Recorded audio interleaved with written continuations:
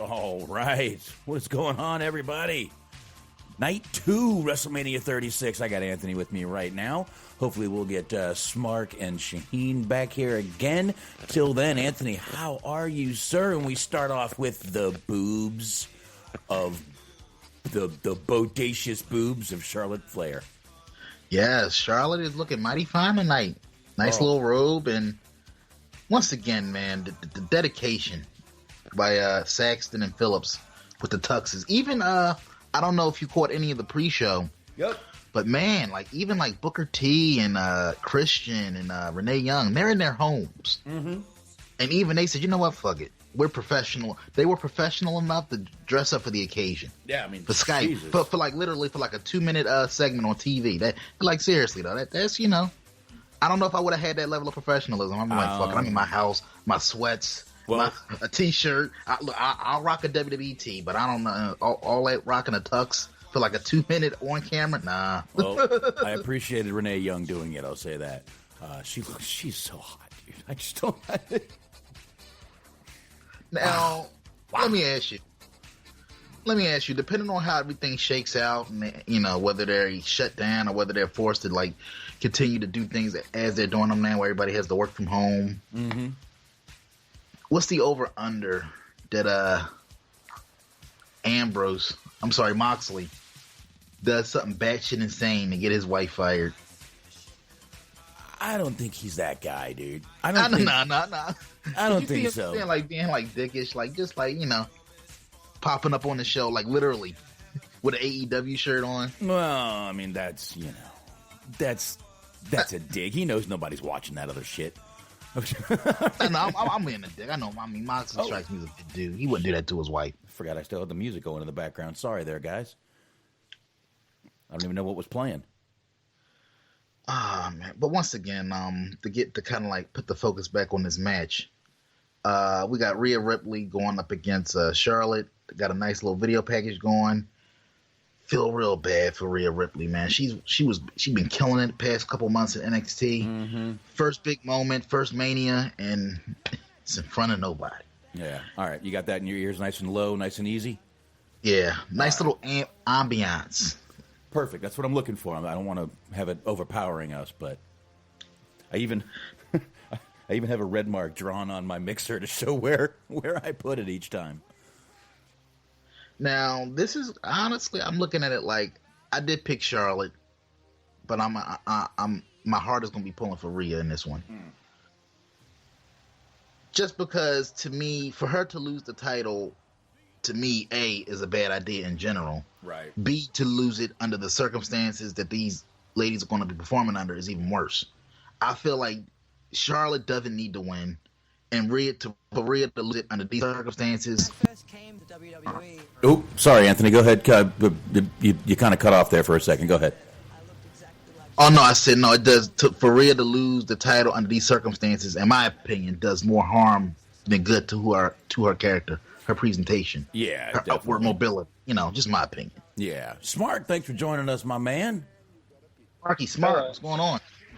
What's up? How's everybody doing tonight? Oh, not bad. Do that same little thing you did with the mic last night. Clear up your voice a little bit. Back it off a little bit.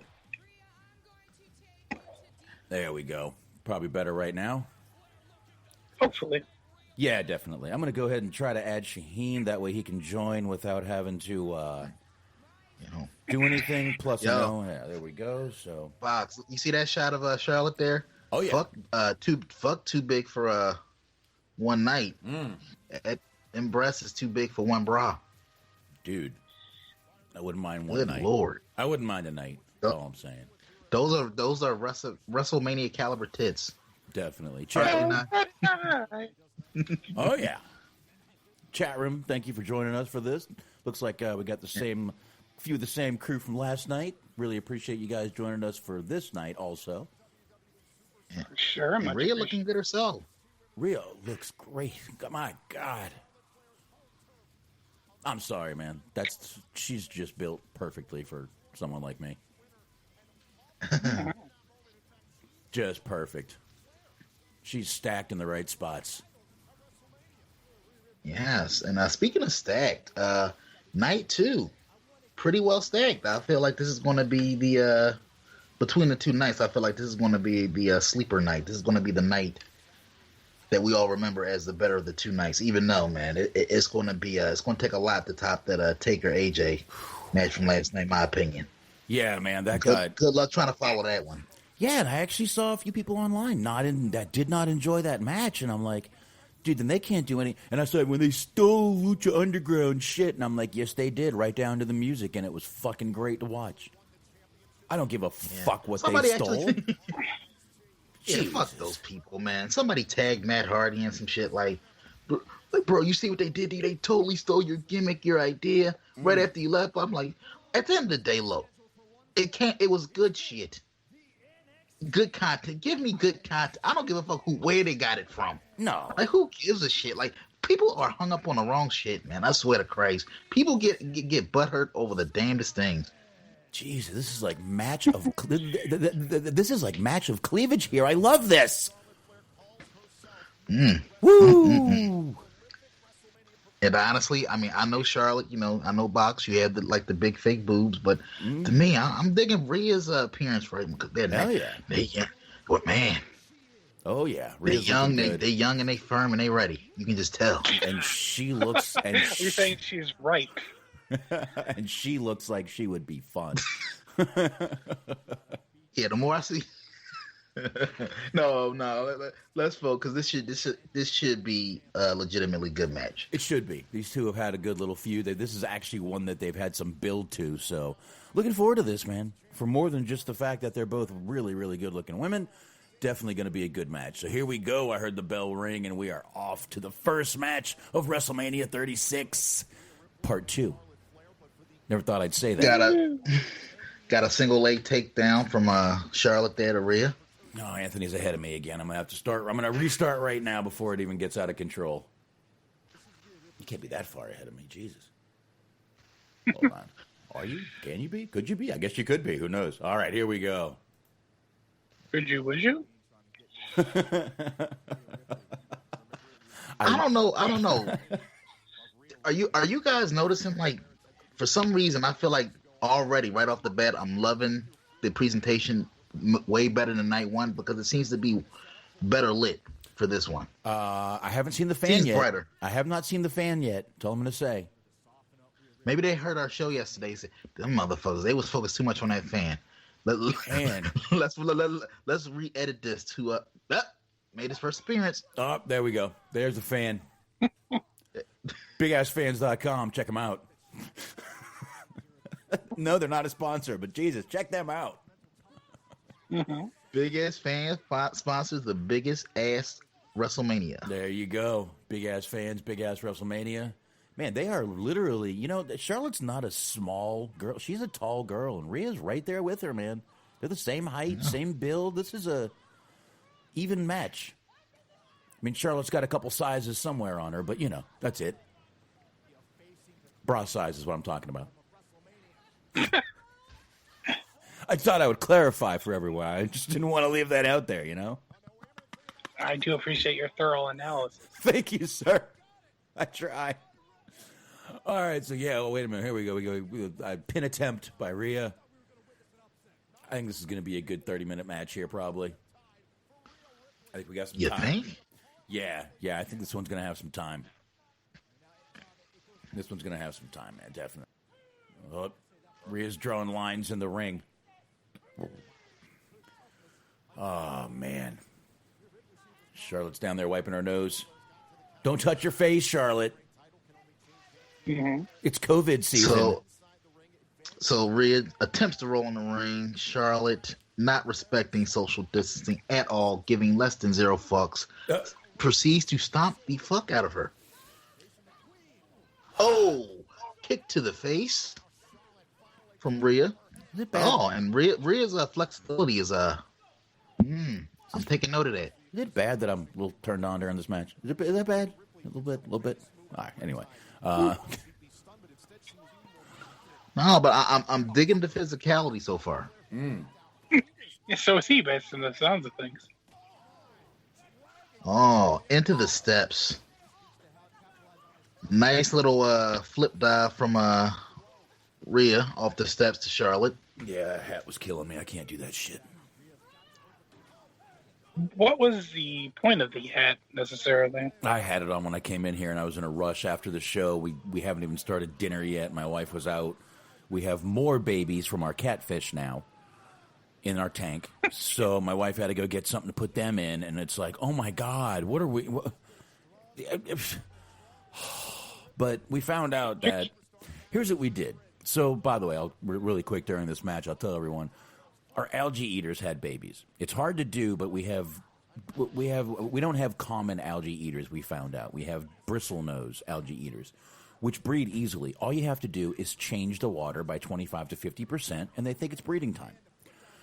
Oh, wow. I did that the other day. I did it. Why, Yeah. Go ahead, Smart. I was going to say that's why old men buy hot tubs, but, you know. There you go. You change the water. You know, that's what you got to do. But literally, we did it the other day because my fish had ick. And we lost a bunch of fish. We did, but my algae eaters made it. So, because those things are like fucking armor when it comes to fucking, I mean, those, for some reason they have an immune system on them. So we did that, and now we have about 30 to 35 babies of the algae eaters, and the catfish will not stop laying eggs. So I guess we're going to start changing our water every couple of weeks. We're going to start a little... We got a few people... I mean, we already have some people that we've called that will buy those algae eaters once they get a certain size. So, a little side business for us, man. Every couple of weeks we'll change the water, get some babies, and... I don't know. Very nice. I mean, you know, you don't get much for them, but 30, 35, if you get $3-4 a pop, then it's something. Speaking of pop, that was a hell of a pin attempt from Rhea to Charlotte there. I just wanted to point that out. Good camera work, by the way. I gotta say, once again, the ref here is he's sticking out like a sore thumb to me. He looks like somebody put a Too Cold Scorpio on the dryer. Mm-hmm. Dude, it's a young Teddy Long in the ring. Come on. No, that's a young Scorp dog. You're right. Actually, you're right. It does. It does look more like Scorpio. It does. It does. Meanwhile, this match is doing its job. I mean, I know we've been talking about different shit, but this match is doing its job. It's not doing bad at all. Good match. Nice little back and forth between them. Charlotte's loving the stomp in this match, it seems like. She is her father's daughter. Wooing to the crowd? Anyway. Yeah.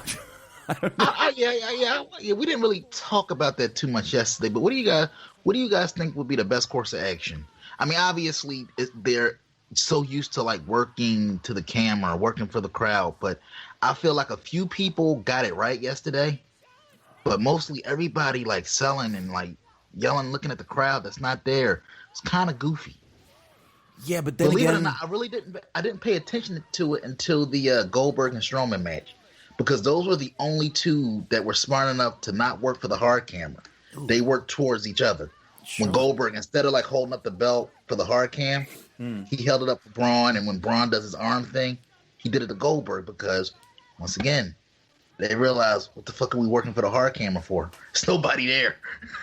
But that's all you can work for, man. Listen, these guys are used to working for a crowd. I get it. It's going to be a change for them. I got no issues with it. I know they're going to slip up here and there. I know I've been making fun of Aleister Black for looking at the non-existent crowd like someone's talking shit. But it's what they're used to, man. I mean, that's what they've been taught to do, especially a Braun Strowman, who has lived and is a homegrown WWE talent and doesn't know any better. I mean, listen, Goldberg, I'm not going to say he's, this indie darling, but those two right there, I mean, it is what it is. And yeah, Goldberg ain't working to the hard camera. I'm sure he probably doesn't even know where it is. I don't know if it would make it any better, but do you think it'd be better if they just kind of worked for the actual camera, worked for the audience at home that's watching? Probably. I don't know. It just kind of looks goofy when they do this. They come out and actually genuflex for people that aren't there. Like literally up until like the Shayna and Becky match yesterday, everybody was just coming out actually working for people that weren't there. and they just said, "Fuck it, we're going to come out and just start fighting." Like, Yeah, I know, man. Like I said, man, it's habit. It's really hard to break a habit like that when you're used to walking out there, especially when this is supposed to be fucking WrestleMania.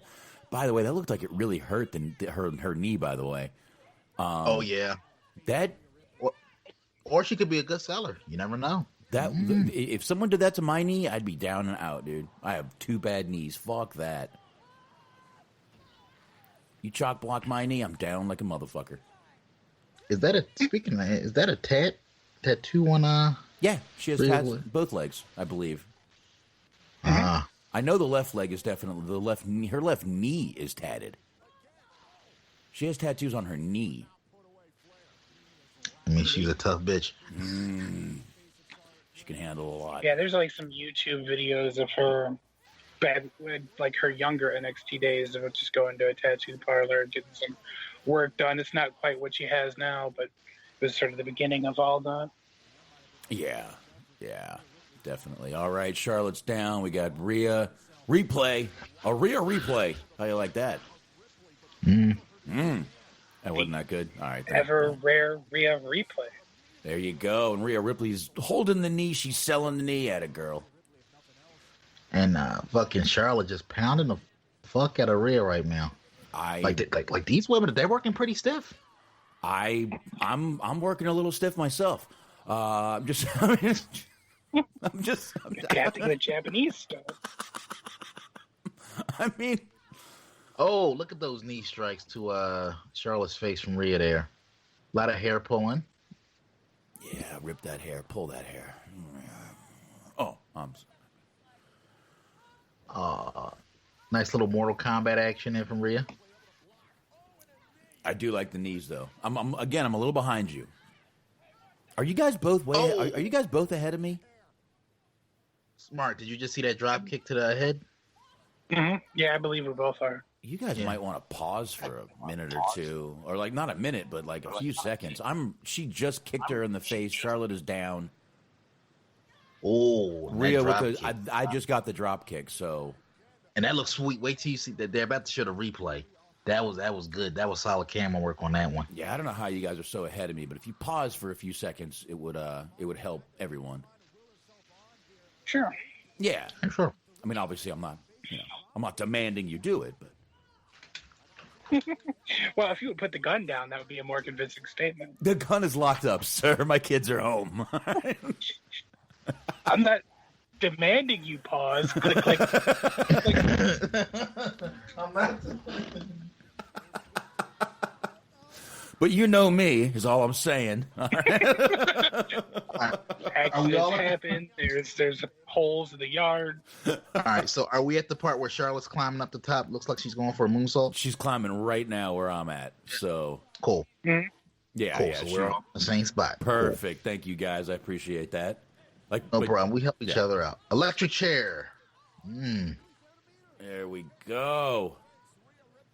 See, honestly, at that point, if it were me, I would have had Charlotte in the tombstone position. And I wouldn't have never let go. I would definitely power bomb here. There we go. There we go. Got that. What are you going for, Smart? Hurricane Rana or Coochie Rana? Well, I mean, if both are on the table, you can't turn down a good Coochie Rana, can you? Oh, good camera shot right there. Listen, whatever Triple H did to Ronda Rousey in that one WrestleMania, that's what I'm doing. Triple H said, you could go over, but I'm getting that vag in my face. Yeah,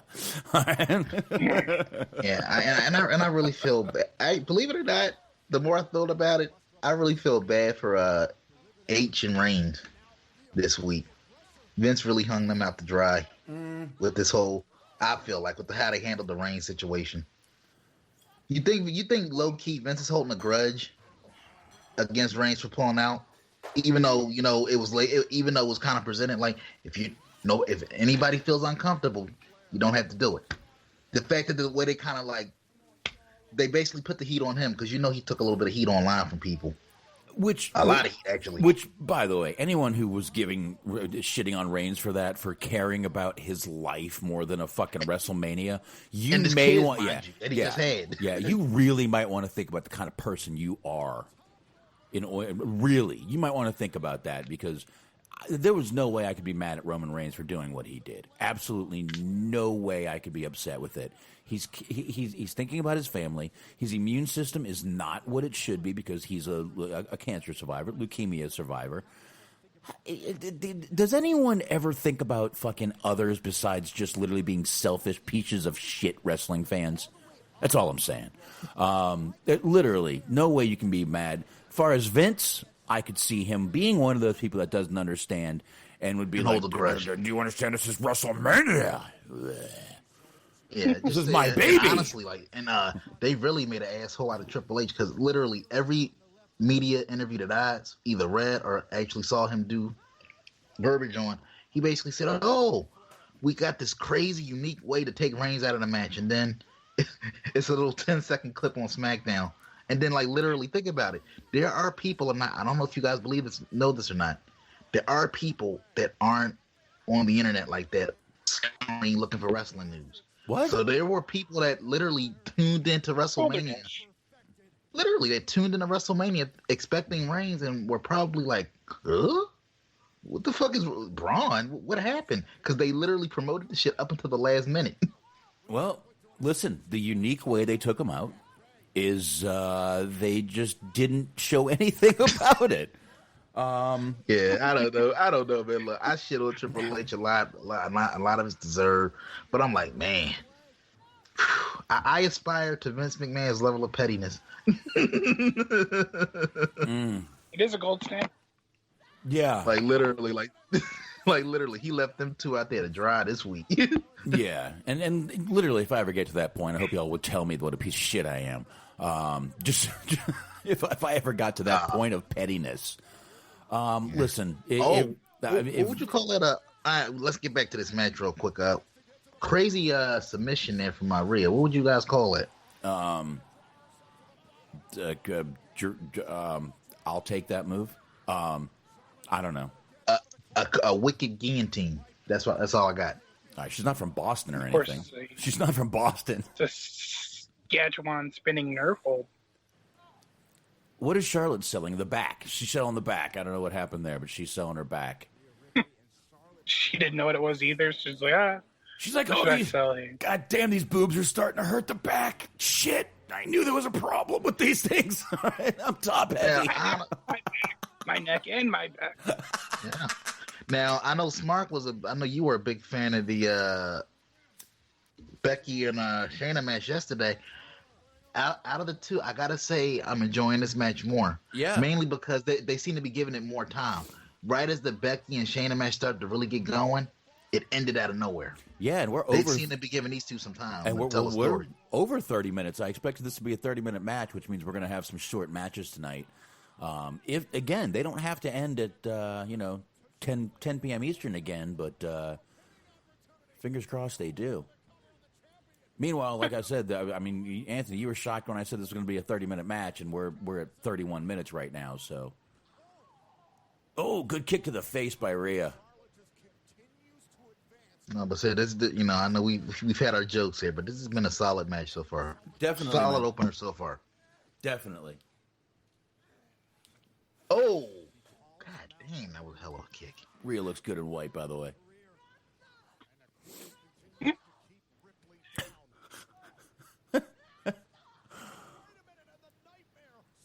I would really like to see Rhea. The more I see Rhea, she looks like a damn good time. Mm-hmm. Yes. She would definitely give you good times. Good times. But here we go. Let's see where we're at. I don't know, man. I would really like to see Rhea win this match, though. That's all I'm saying. I really would. I got a bad feeling from what's been going on, but I would really like to see Rhea keep this title here. Yeah, once again, man, Charlotte doesn't need the belt. She's my pick, and I'm not swaying from that because I just believe they're going to give it to her. But emotionally, my heart is going with Rhea. I'm hoping Rhea pulls one out, especially if they're going to go into an extended quarantine, basically, because everything that's going on. Just keep the belt on Rhea. Let her establish her own little WrestleMania legacy. God damn, 'cause it seems like Charlotte, to be as young as she is in the business, she already has like fucking multiple accolades attached to her name. Like already like a 10-time champion, and I don't think she's been around she's barely been around 5 years. Well, I mean, she did, the indies in Australia and everything, so she doesn't just come from she's not some model who just got thrown in the ring. Flair. I'm talking about Flair. Oh, Flair. Well, yeah, I mean, she's athletic, and she hasn't been in here long, but, I mean, listen, she's a Flair. I guess it's in her blood. And again, I think she's a bit overrated. People call her like the greatest thing I've seen in decades. I don't know about that. But, I mean, she's good. She's athletic, which, I mean, that's part of it right there. And I don't know. I still say she's a little bit overrated.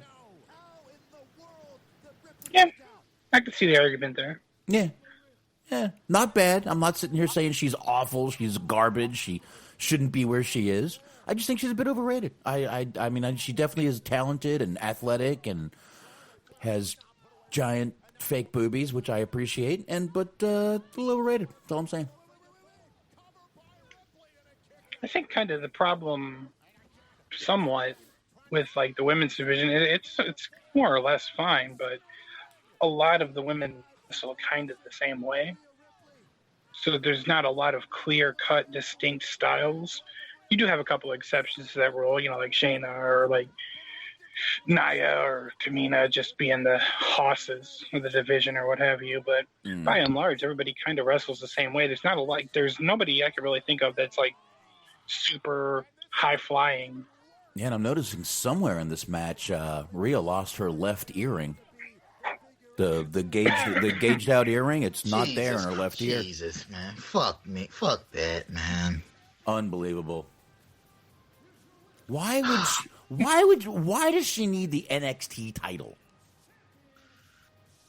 And look, man. Look, once again, man. Like I said on Wednesday, bro. Like I said the other night, Friday.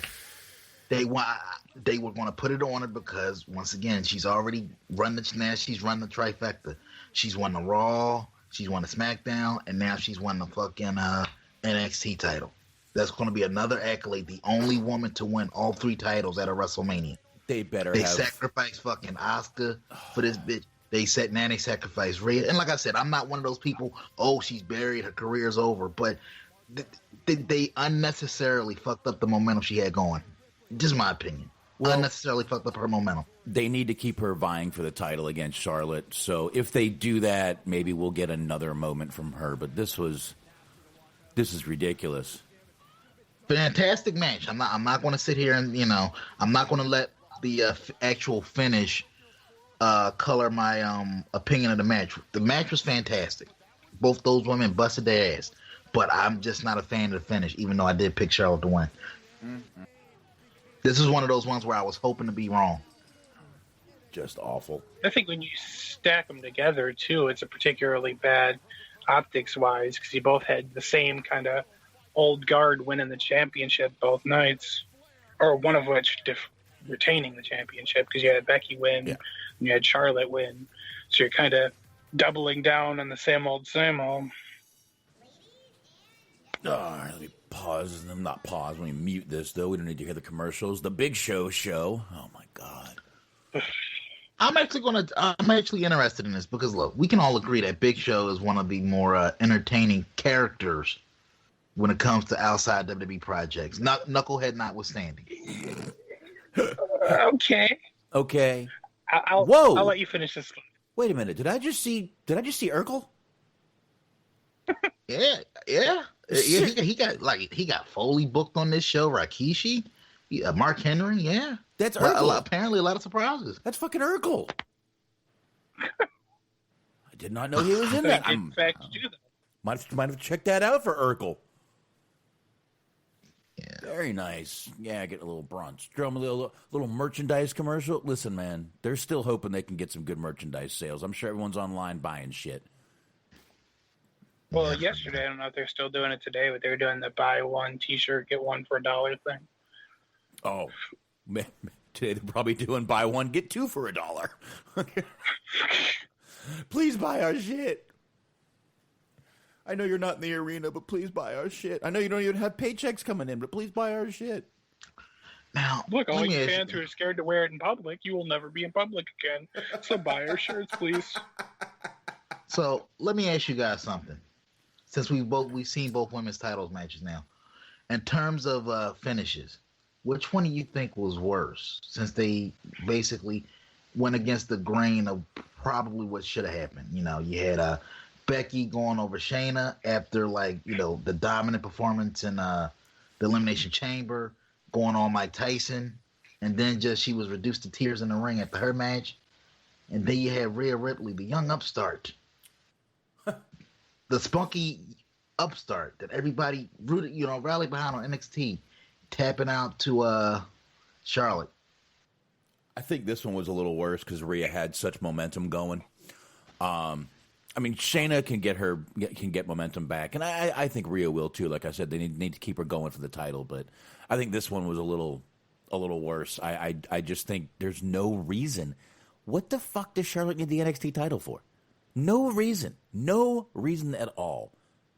I just don't get it. That women's division was perfect without Charlotte. No reason for it, in my opinion. I'm not pissed about it, but I would have definitely thought that it would have been smarter to keep it on Rhea and keep her momentum going, because that women's division, like I said, there's nothing wrong with that women's division. Nothing. It's probably the best women's division going in wrestling right now is the NXT women's division, but doesn't need Charlotte. Not at all. Not at all. And that's my opinion. Yeah, I would be inclined to agree with that for slightly different reasons, just being the fact that the match last night with Becky and Shayna ended with a roll-up. Well, not really a roll-up, but she just had her shoulders in the mat, and there's a pinning combination. So it was like kind of a quick way to end it, kind of a flash pin. So it's like with that, it's like, those things can happen from time to time. Like maybe she just got a little bit outmaneuvered. That's better than, just blatantly tapping out. Yeah. Oh, little flashback to all the matches last night. This wonderful Goldberg-Braun match. Thank God Braun won that match. That was the right thing to do. That was a good decision.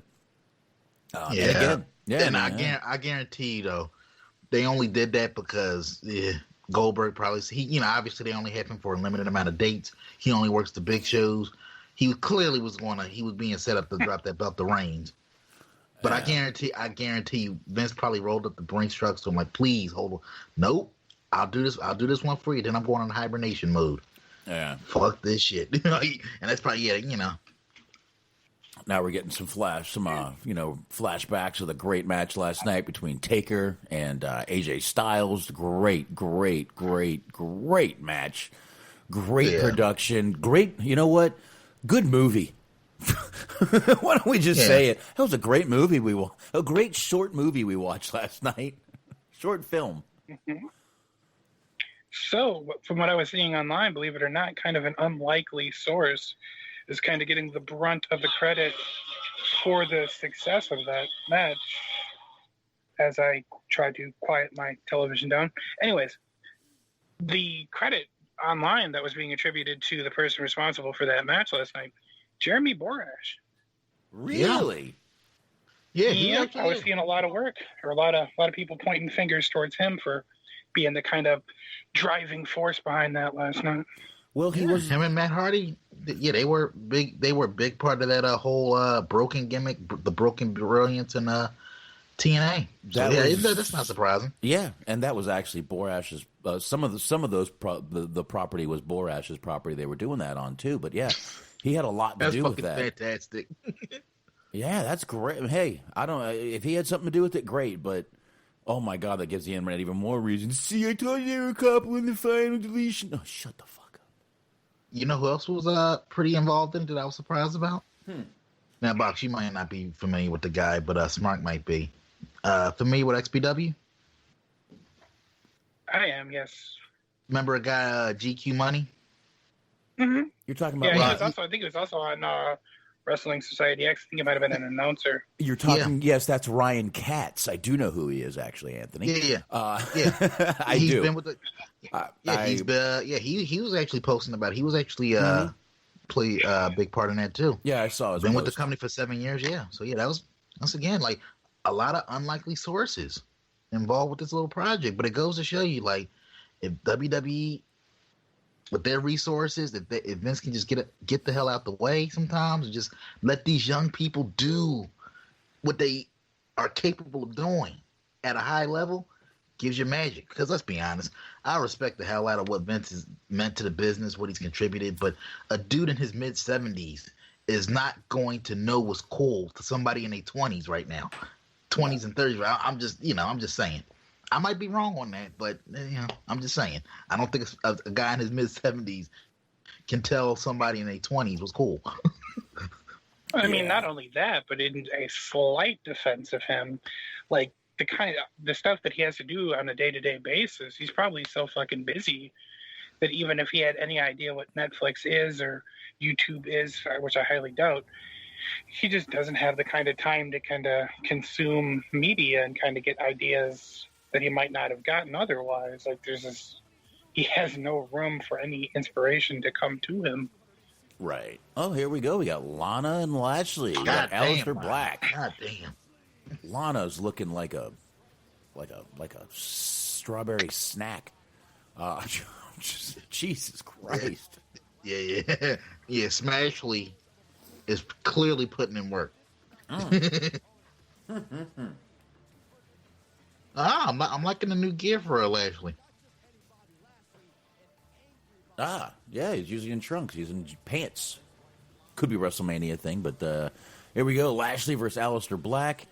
I need to go grab something to eat. I'll be back in a minute, guys. No, right? Let me see. Smart, do you have a particular favorite in this match, or not really? Not really favorite, but I will say, if I remember correctly, pretty sure I did end up picking Black, so we shall see. I think everybody did. I could be wrong, though. Yeah, I think I picked Black too, only because I think Lashley self-quarantined because he did like a tour of South Africa, I believe, and he was just like taking precautions. There you go. There you have it. Believe it or not, though, like I said, I feel like this will be one of those sleeper hits because, I know Lashley is one of those guys that you don't necessarily expect greatness from personality-wise, but he definitely improved in the ring over the years for sure. Not that he was ever a bad wrestler, but he's found himself over the past bunch of years. That TNA run did him a world of good. Oh, absolutely. I mean, yeah, he kind of had himself, or found himself in a rather unfavorable position because he was the one that won that Elimination Chamber match at that December Dismember pay-per-view, and that thing was just a fucking travesty. So he kind of had, not that was necessarily his fault, but, he kind of was associated with that. He kind of had that stank on him, as it were. So he kind of had to dig himself out of a bit of a hole. But I think he's always been really athletic. He's always been able to do a lot of cool, moves that big men don't always do. So he always had that going for him. But he kind of branched, like you said, going to TNA, kind of branched out and developed a little bit more as a worker. So, yeah, he's pretty good. Nice little sequence there from Black and Lashley, and that suplex. Jesus. I know it's padded out there, but it did not look like a pleasant bump to take. Oh no, not at all. Now, Smart, let me ask you something, while we got a little bit of downtime in the match. I want to say it was Keith Lee that put out a statement. They've been interviewing different people about, WrestleMania's unique circumstances this year. And he said something very interesting. He said, without a crowd, those bumps hurt just a little bit more. And Xavier Woods said something similar online. What do you think of that? Do you think that the lack of crowd there? I mean, guys are still working hard, so I'm not. This is not a slight. I mean, even if I don't particularly like somebody, I'll definitely agree that everybody's doing the best that they can. But do you think these bumps hurt just a little bit more without the adrenaline rush of the crowd? I'm sure. I mean, I'd imagine so because when you go through a normal circumstance, you at least have the people there to give you support to kind of feed off of. So when there's nobody there and it's just you and somebody else, you feel like you might maybe be more inclined to kind of get up a little bit more gingerly, or not want to do certain things that you might normally do, certain bumps, what have you, things like that. I could definitely believe it. Like, it kind of reminds me of a little bit of, like, I saw a tweet from Jack Evans not too long ago. They showed him, like, falling off. You probably remember seeing this. Like, he fell off the cage of death cage and just, like, straight landed on fucking hardwood floor. Oh, yeah. That was one of the sickest bumps in the history of that match. And somebody asked him, like, how is it? Like, it's just shy of a miracle that your back is not completely fucking obliterated. And he's like, oh, no, it is. It's just when the bell gets going. When the bell rings and the match gets going, it just blocks it out. So, yeah, when you don't have those people to feed off of, the lingering injuries kind of linger a little bit longer or hit a little bit harder, I'd imagine. Yeah, so far this has been a pretty solid, once again, hard-hitting match. I mean, no really complaints. It's just it loses a lot without a crowd there. Because I feel like the guys are kind of like overcompensating with the ha ha ha cha, those weird sounds that wrestlers tend to make, cha, and like the sound effects. It's just like, man.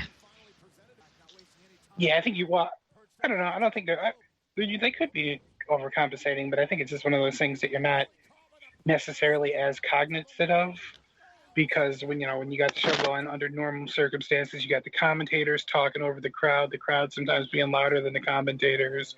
You got all kinds of, sometimes you get people like doing the air horns or whatever. So there's all kinds of distractions that you could lose yourself in. But when you're looking at the match like this, you're like more focused on what's actually going on in the ring because there's not as many distractions.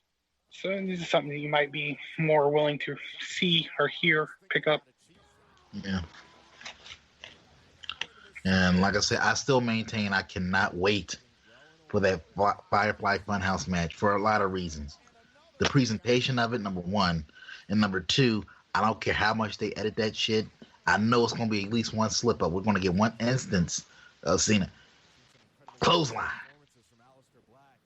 5 knuckle. Could be. Drop down tackle. Yeah, I'm really looking forward to it too. I think it should be pretty good.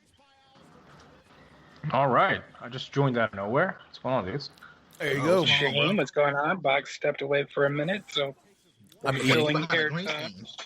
I'm doing what he was doing right now. I was just eating. I saw Charlotte Flair and the women's match. Not to sound sexist, I saw that match was first, and I was like, "Oh, fuck it, I have plenty of time to eat." And then I saw Bobby Lashley make an entrance, and I'm like, "Oh, dude, I can even take a shit now. I can walk the dog. I can do a lot." I figured you would have watched that one just for Tommy, Aleister Black. Yeah, against Bobby Lashley? No, thank you, dude. I'm all set. He gives a fuck about this. What a weird matchup this is, too, right? I mean, yeah, Tommy no bill. They just kind of like threw it out there, just to fill time, give him a payday. Or whatever the payday's looking like. I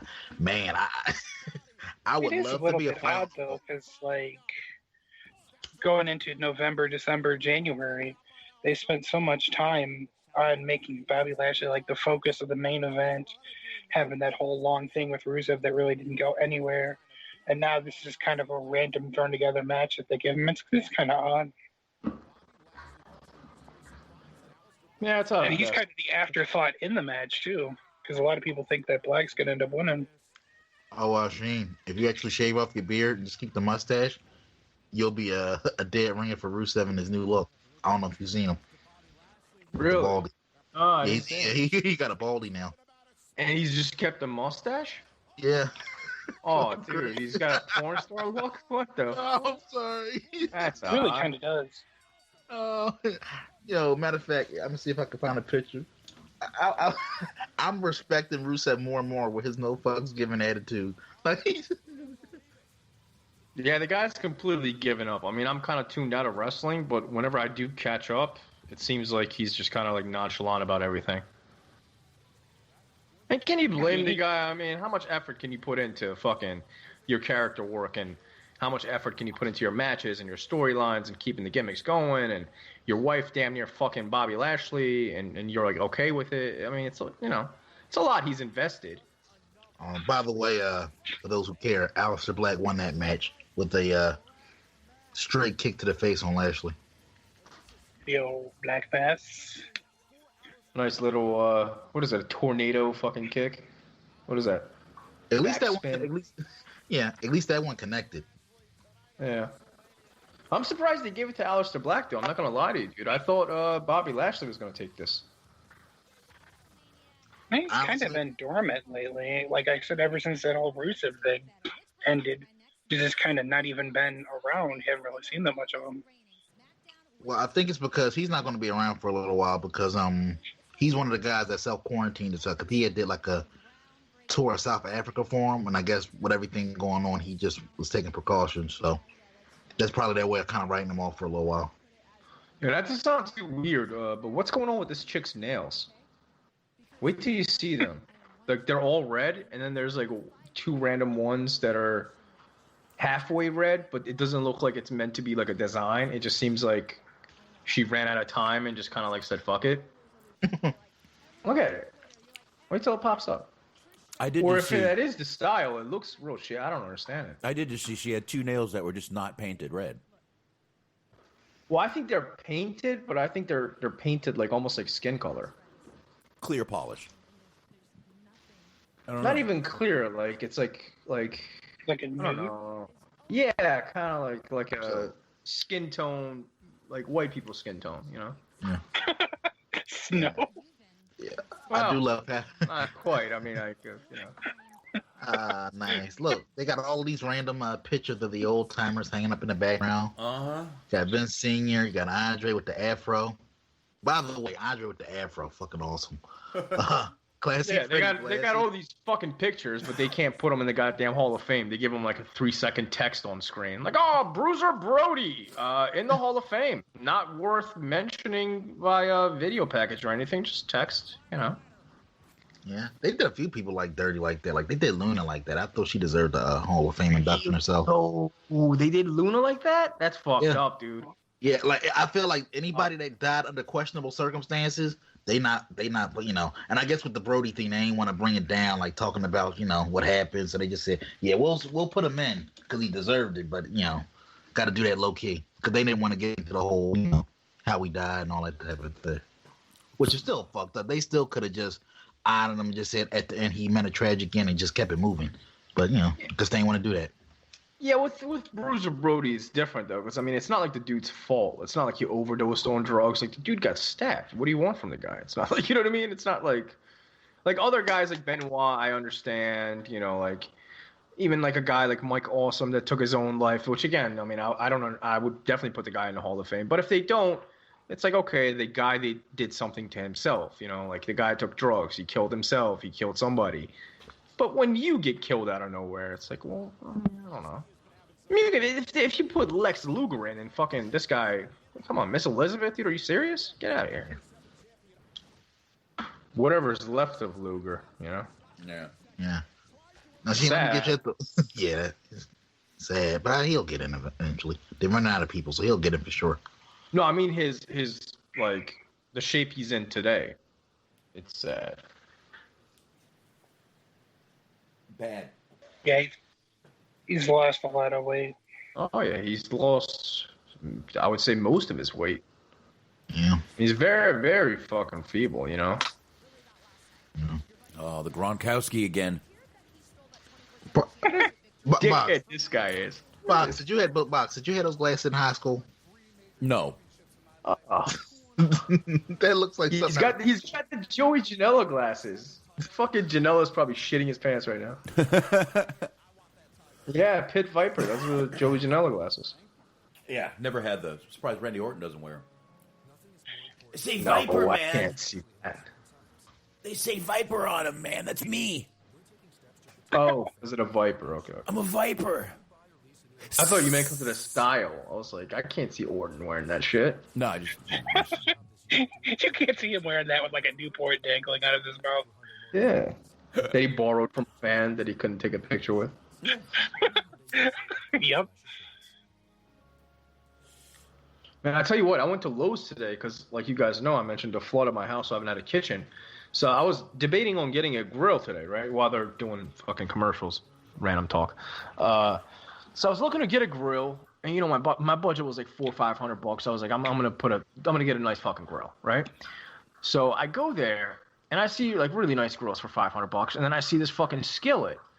It's like those skillets they use at restaurants, those big ass fucking like, you know, like 6-foot skillets that they cook like cheesesteaks and shit on. Yeah. So I saw Cast a iron. portable one. Yeah, I think it is cast iron. Yeah. So I saw one that's a portable one that's fucking huge, and it was like $370 or something like that. So I got it, and fucking dude, best investment ever, man. If anybody sees one of these fucking things on sale, get it now. Dude, I had damn near everything on there, and it still had space left. Nice. You know? Nice. Shit was lit. Very nice. I got one of those power indoor grills for Christmas, and that motherfucker's pretty good too. I saw the new Emerald Lagasse fucking thing at Costco.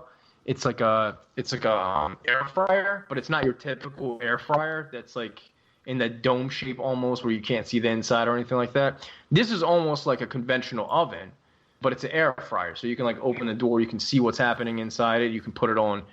It can turn from an air fryer to like almost like an oven / toaster. It's kind of cool. I'm thinking about getting one of those too. Yeah.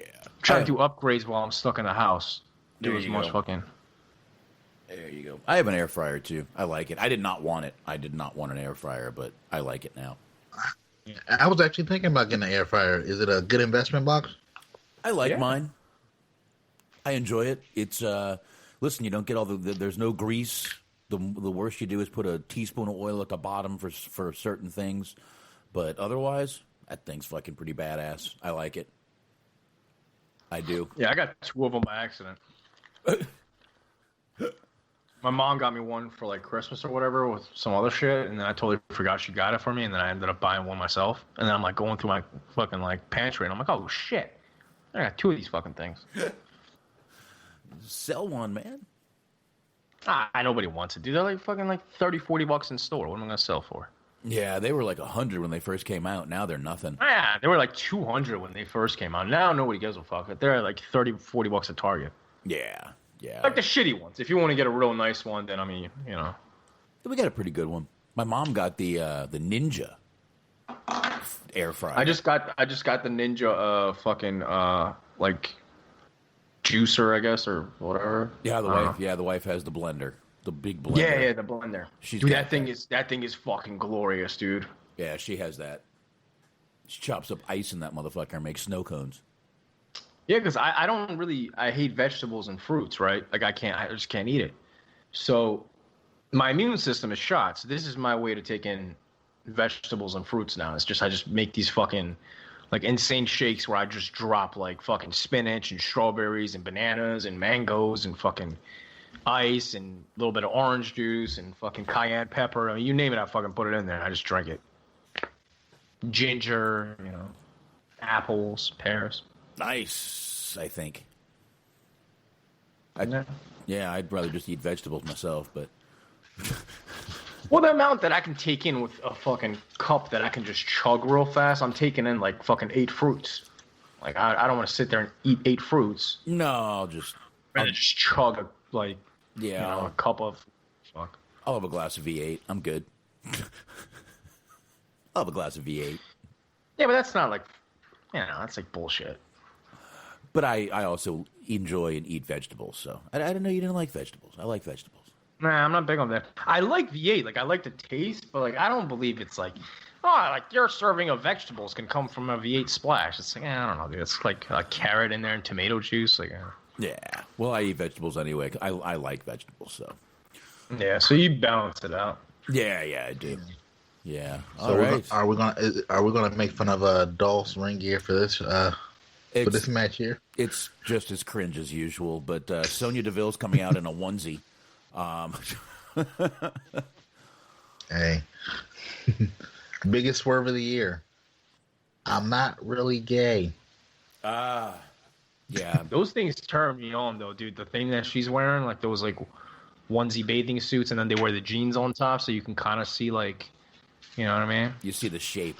You know. It's like a cliffhanger. It makes you wonder. You know. I like wondering. It's the bodysuit. I'm the type of chick. I'm saying I'm the type of chick. I'm the type of guy that likes the type of chick where she wears yoga pants. I don't want you to take the whole thing off. I'd rather just rip a hole in there because I want to leave some. You know what I'm saying? All right. Leave some. You know. Anybody else? Nobody else likes that type of shit. Well, now we got Otis coming out, so it's kind of ruined. So. Yeah, the boner completely gone now. All right. Otis, Dolph Ziggler coming up. Otis and Dolph Ziggler. Here we go. I'm sure Mandy will come down eventually during this match. Yeah, which will suck because the payoff once again, no crowd reaction. Dude, I can't believe this is WrestleMania. This literally feels like we're watching NXT. Like I feel like this is Wednesday night. Yeah, it's weird. It is definitely fucking weird, but we're rolling through matches here. Listen, we don't have all the bullshit filler. We don't have all the musical shit and the backstage bullshit. But hey, I'm fine with it. I do like the 2-night deal though. It's a lot easier, man. I mean, dude, give me fucking NXT on Friday. Screw the Hall of Fame. Put that shit. I don't give a fuck. Saturday and Sunday, do 3-hour WrestleMania. Boom, done. Yeah, me and Box was talking about that before we went live. I said, look, if somebody come out with a petition for a WrestleMania for 2 nights, I'll be the first name on the list, man. Because it's just if they're content with doing these damn 8-hour marathon shows, fucking split that shit up, man. Yesterday, WrestleMania under 3 hours. The night shaping up to be the same thing. Beautiful. Get in and get out. She's kind of dressed like Roman Reigns, aside from the bathing suit. Yeah, she does kind of look Reigns-ish, little Shield-ish. Yeah, she does. All right, so you know what though? If they do the 2-night WrestleMania deal, that'll really fuck the indies over. Yeah. Because they'll have to run through the day and like at night. I mean, you got WrestleMania both nights and then NXT on Friday. So what are they going to do? Run on Wednesday and Thursday? Yeah, that would be pretty bad for everybody. But hey, I could see them doing it. Yeah, I mean, they want to put the indies out. I'm not giving them ideas because it'll impact my pocket. But if they want to do it, that's kind of a good way to do it. Is Saturday and Sunday. Yeah, it really would. It would kill a lot of people because most people go, Saturday to, and then they wait for Sunday. That's when they go to Mania. But for the rest of the weekend, they're doing other indie shit. Yeah. Right. And obviously, regardless of what kind of fan you are, you're not going to come into the town that WrestleMania's in and not do both nights. Yeah. Yeah. Yeah, definitely. So, all right. So far, Dolph is kind of dominating Otis in this match, which just doesn't make sense. But anyway. Which is why I think, Mandy's going to come down. You'll see. Yeah. Otis is going to Hulk up. Isn't this like one of the biggest matches of the night as far as like build? Yeah. Yeah, kind of. It had definitely one of the longest storylines for a while, yeah. They don't really seem very aggressive, like they've been waiting to kill each other. They're just like chokehold and like leg lock. Ham and slam. I can't. Take your time, brother. No, I'm serious. Look at it. It's just chokehold after chokehold. Like, what the fuck, dude? You've been waiting to kill this guy for 4 months and this is it? Yeah, believe it or not, Shane. Did you actually catch the Shayna Becky match from last night?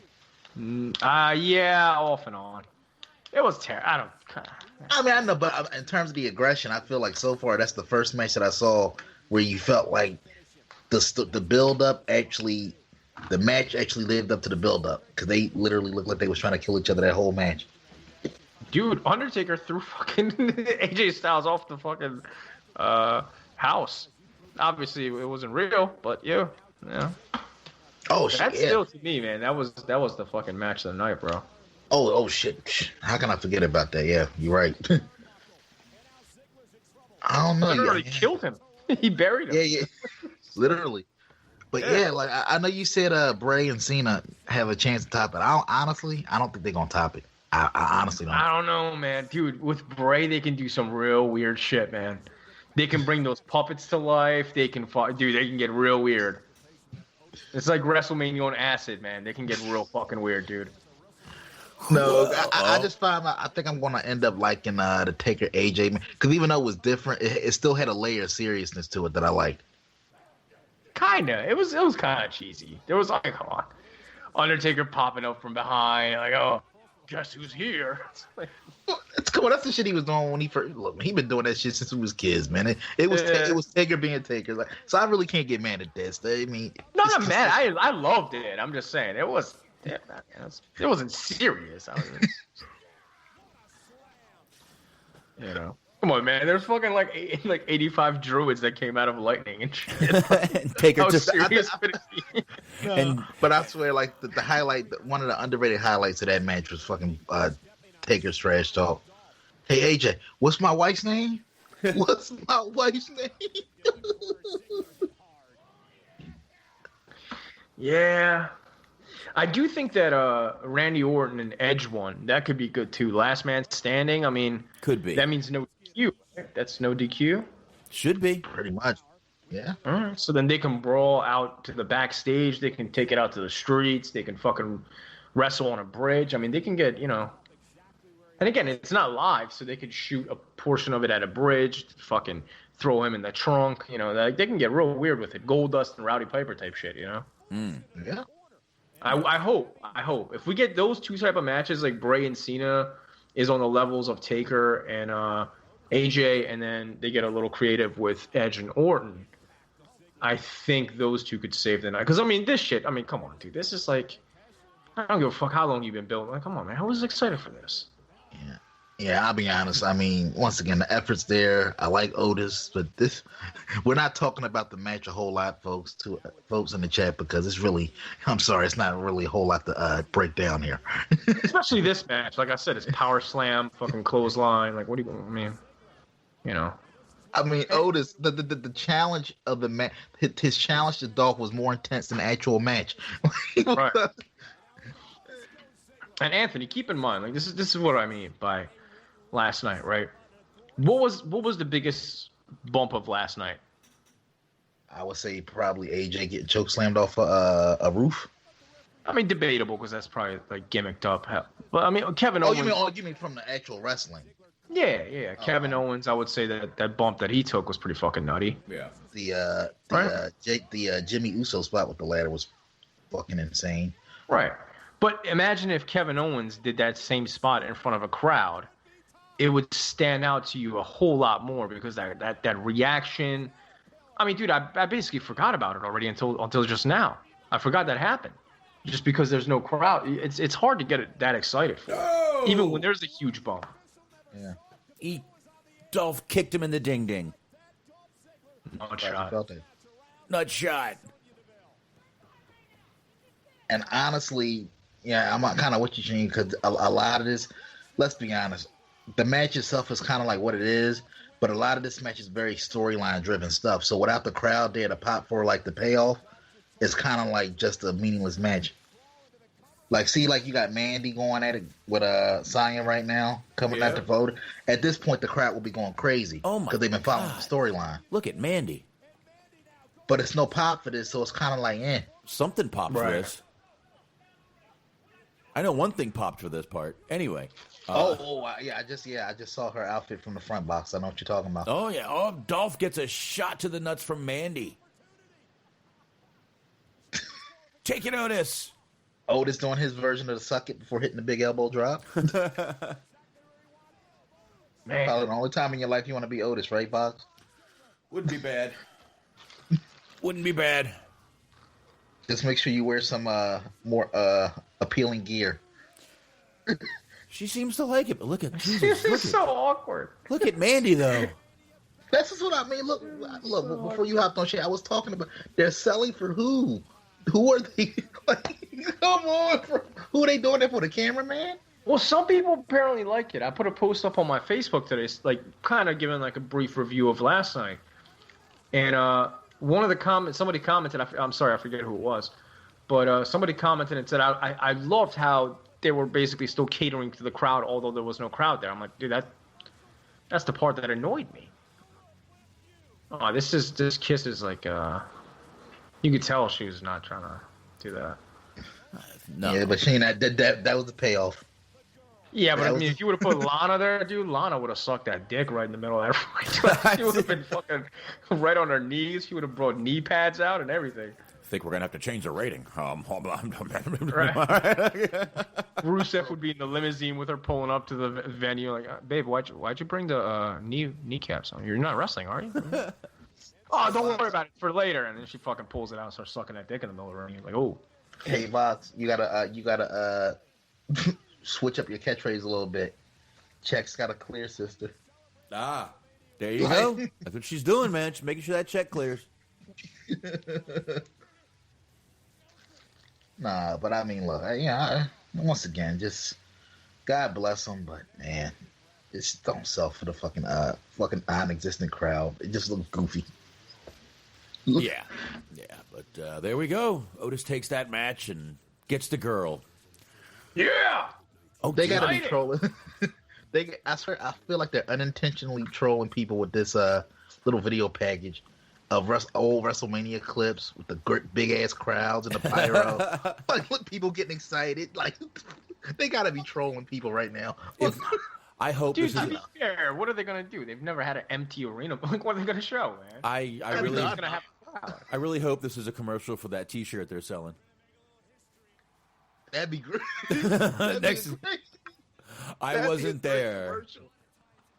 Look at all these great crowds, and then don't forget to get our "I wasn't there" T-shirt. By the way, do you think in the history books, WWE's gonna call this the quarantine era? Like, it's gonna have its own era? Oh God, no. Dude, that'd be pretty clever. They may. You never know with them. You know, don't put anything past them. So they definitely could. They definitely could. Nah, they're gonna spin it like this is all Vince's idea. Like, look, I got a revolutionary idea. What if the crowd was in your mind?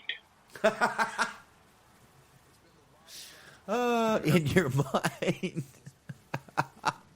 Next pay-per-view is just in your mind.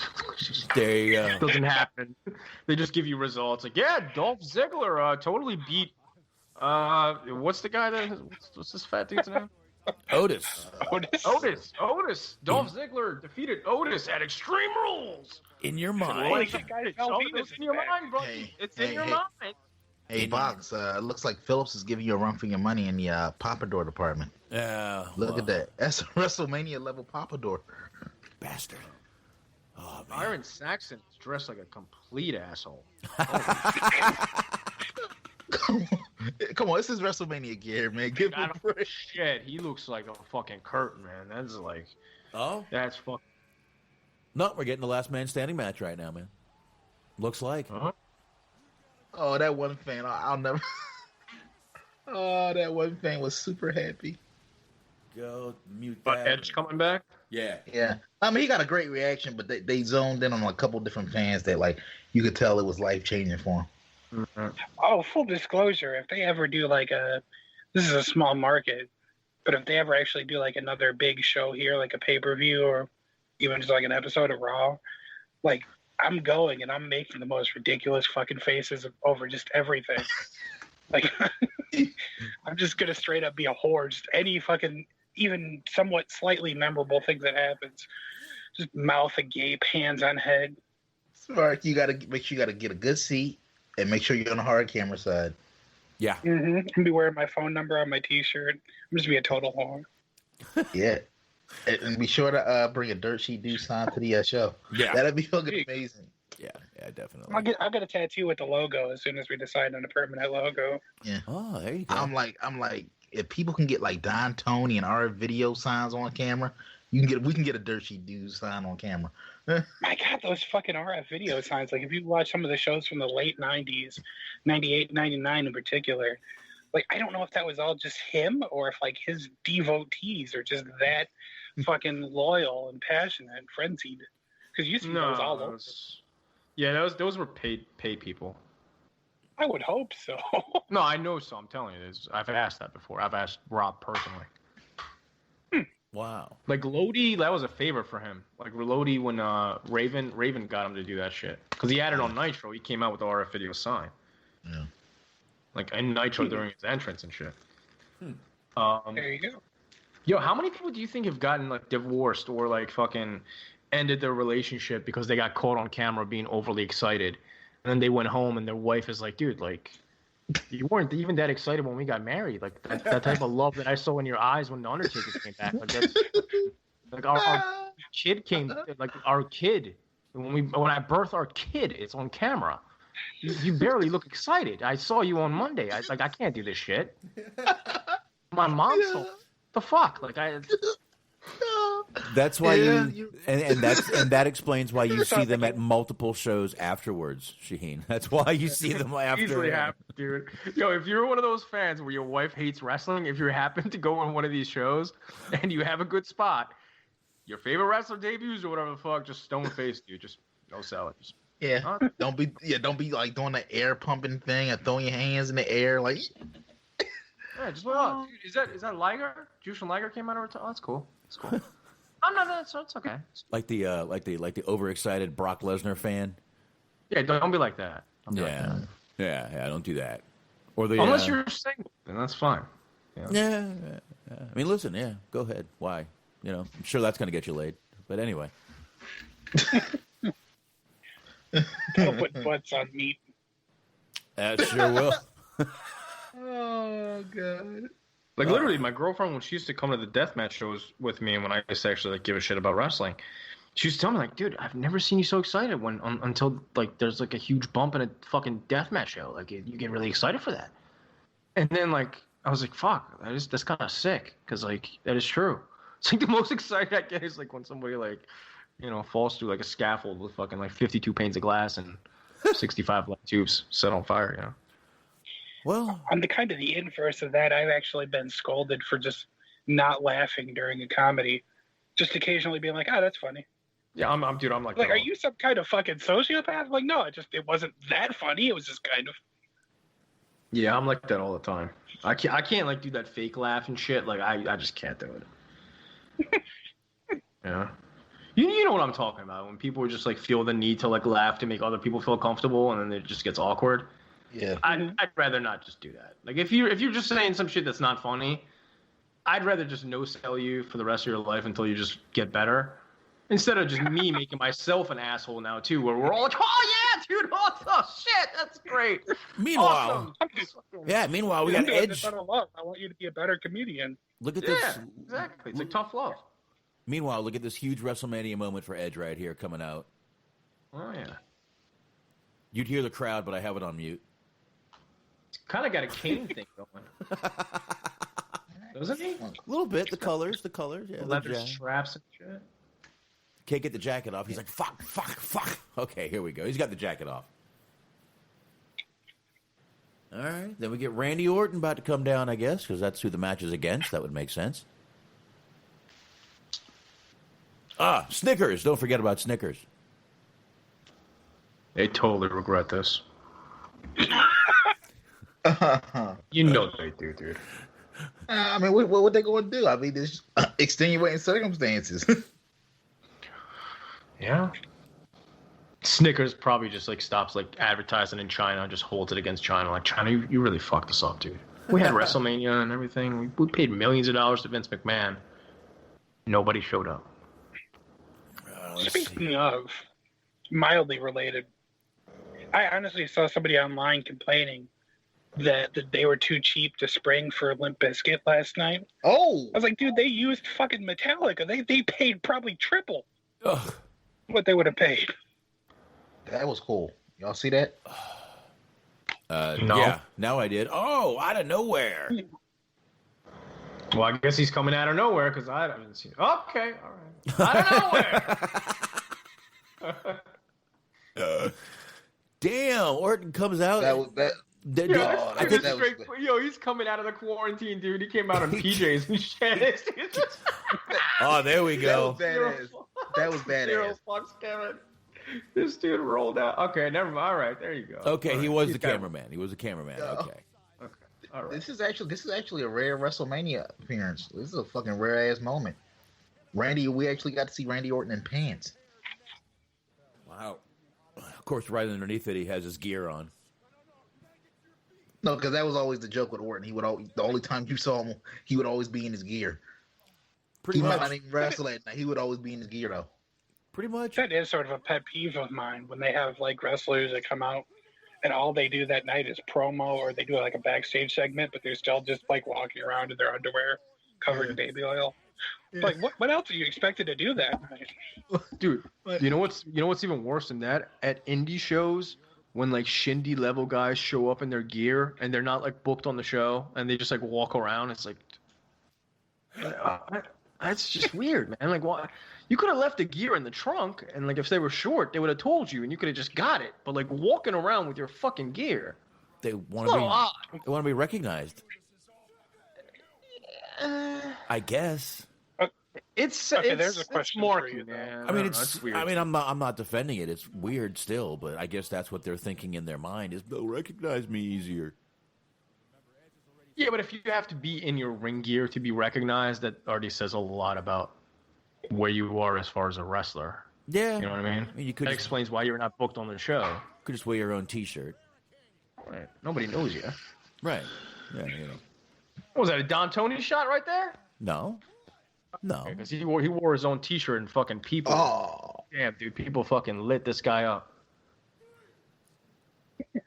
Is Edge gonna like live through this match, or is Randy Orton just gonna kill him the whole time? Is that blood all over his hands? I don't think so. Whose hands? Edge. No. I think it might be from the garbage he just put his hands in. Wow, look at all those sound guys back there. There's like 7 or 8 of them. that Heyman in the background? Might have been. Oh yeah, dude. There's definitely like 48 people here. There's no way they get kept it to the 10 rule. Yeah, that is Heyman. That is Heyman in that See? chair. Go in the streets. Thank you. Please go. Shush. Get out. Yup. Good shit, man. Take it out.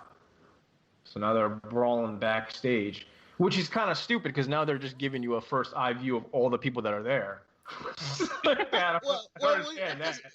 I guess it's a big building. I guess if it's a big enough building, though, you can still have like small groups of people in different areas, just not together in one area. I guess. I guess. Fair enough.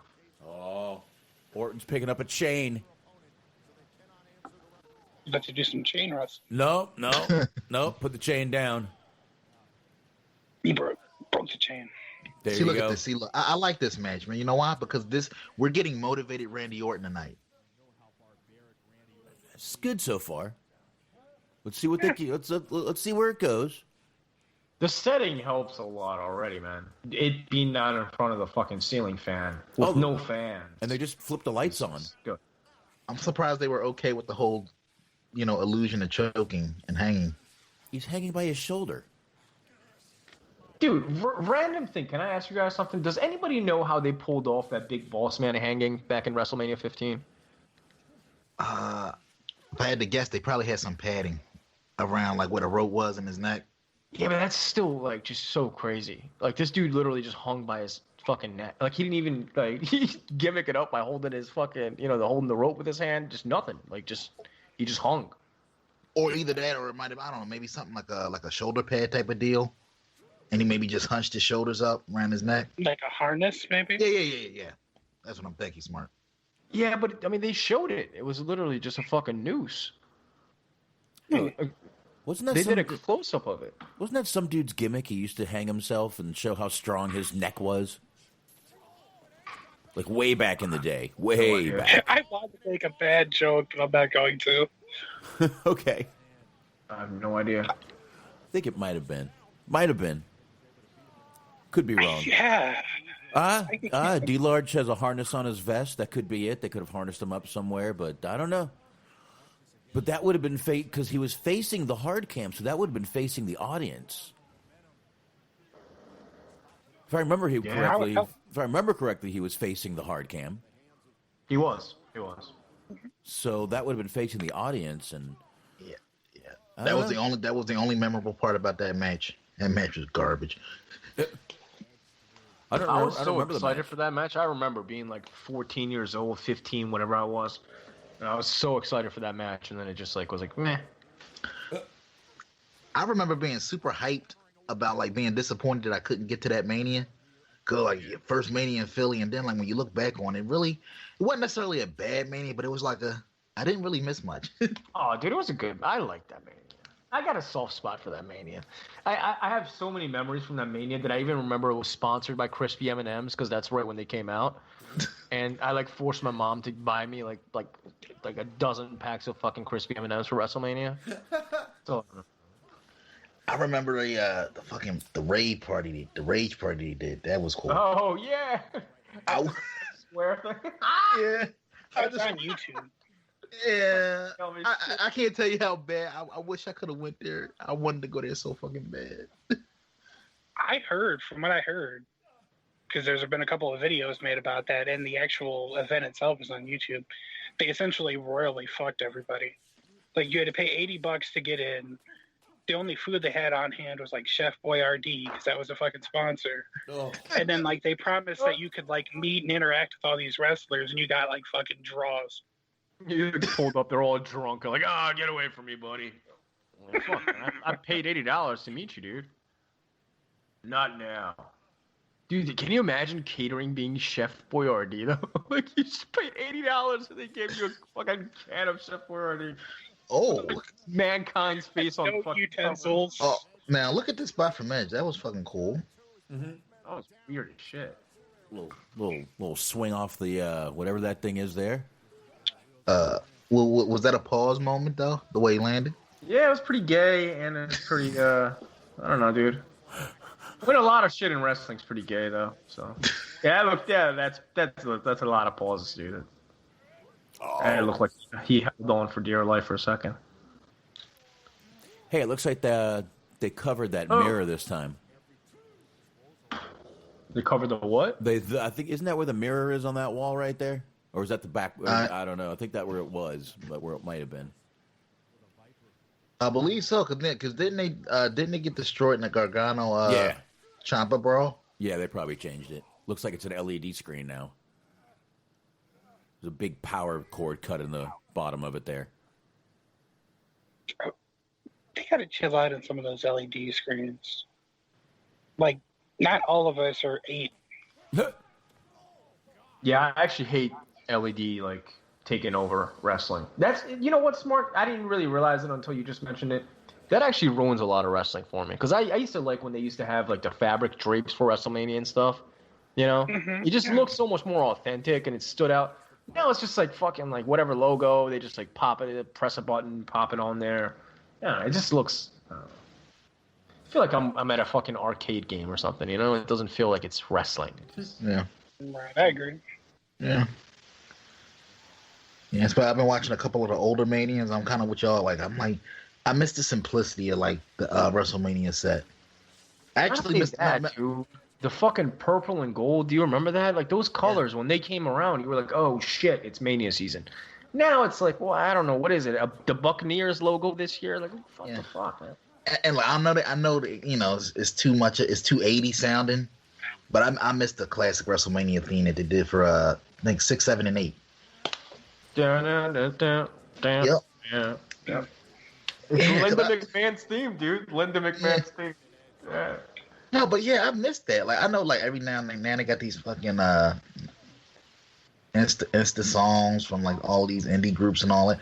I miss when the pay-per-views had their own distinct theme, and you knew when SummerSlam was coming up because you'd hear that theme. You knew when Mania was coming up, you'd hear that theme. Not really that so much as like, especially for WrestleMania the last couple of years, it seems like it's just they shift between 1 year it's fucking Pitbull and 1 year it's Flow Rider, and it's like, first off, that's not good rap music, but anyways, like just the idea is like it's not the kind of music that you like envision people getting into fights to. Yeah. I like this match so far though. Just to get back to this match, I mean they're just doing a basic brawl, but I mean they're kind of traveling throughout the whole. I guess what is this? The fucking gymnasium portion of it. Where are they at now? I look like they're in the like back in where there's lights and shit back there. It looks like they're right. Yeah. I don't know where they really are, but Looks like if I had to guess, looks like they would be near Gorilla. those look like very bright lights. Yeah. They're probably very hot. I would assume. Man. I would Edge assume. still looks pretty good though, man. I mean, aside from his face, he looks pretty good. Yeah.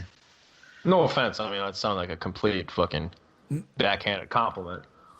So yeah, the guy looks good aside from his whole fucking face, you know. Just like, Treating him like he's Christian over there. yeah. Oh, Randy found a hole. Old blue dot. There you go. Randy found a hole in there, and he's going back towards the ring. It looks like. Ah, Anthony was right. It was Gorilla. Yeah, sure was. Oh, I miss Monsoon, man. Speaking of WrestleMania 15, wasn't that his last appearance? Pulling a Rain Man moment here. Yeah. And I told you, man, WrestleMania 15, dude, don't fuck around with me. I remember that WrestleMania like the back of my hand, dude. And honestly, that was real cool because I do remember him when they announced him. The crowd gave him like an amazing. He got one of the loudest reactions of the night. That was real cool to see. Yeah, that's because like back then they were still invested from generation to generation. Nowadays, I feel like all these new wrestling fans that watch this shit, it's not like their dad was a wrestling fan. They just like it's like hipster shit. They're just like, oh, like Joey Ryan, like I saw that on World Star Hip Hop. What is this? Oh, I'm a fan now. Now they're wearing like FMW jackets. It's like, dude, what are you wearing? Like, do you know what that is? Yeah. Like the same example I was given last night where the chick is like Mojo Rawley pants. It's like, dude, what the fuck? Oh. Well, Shane, you go to more indie shows. Do you think a lot of the guys on the indies kind of like, do they kind of roll their eyes at the fans that walk up to them in the Rivera jackets? Or do they not even care?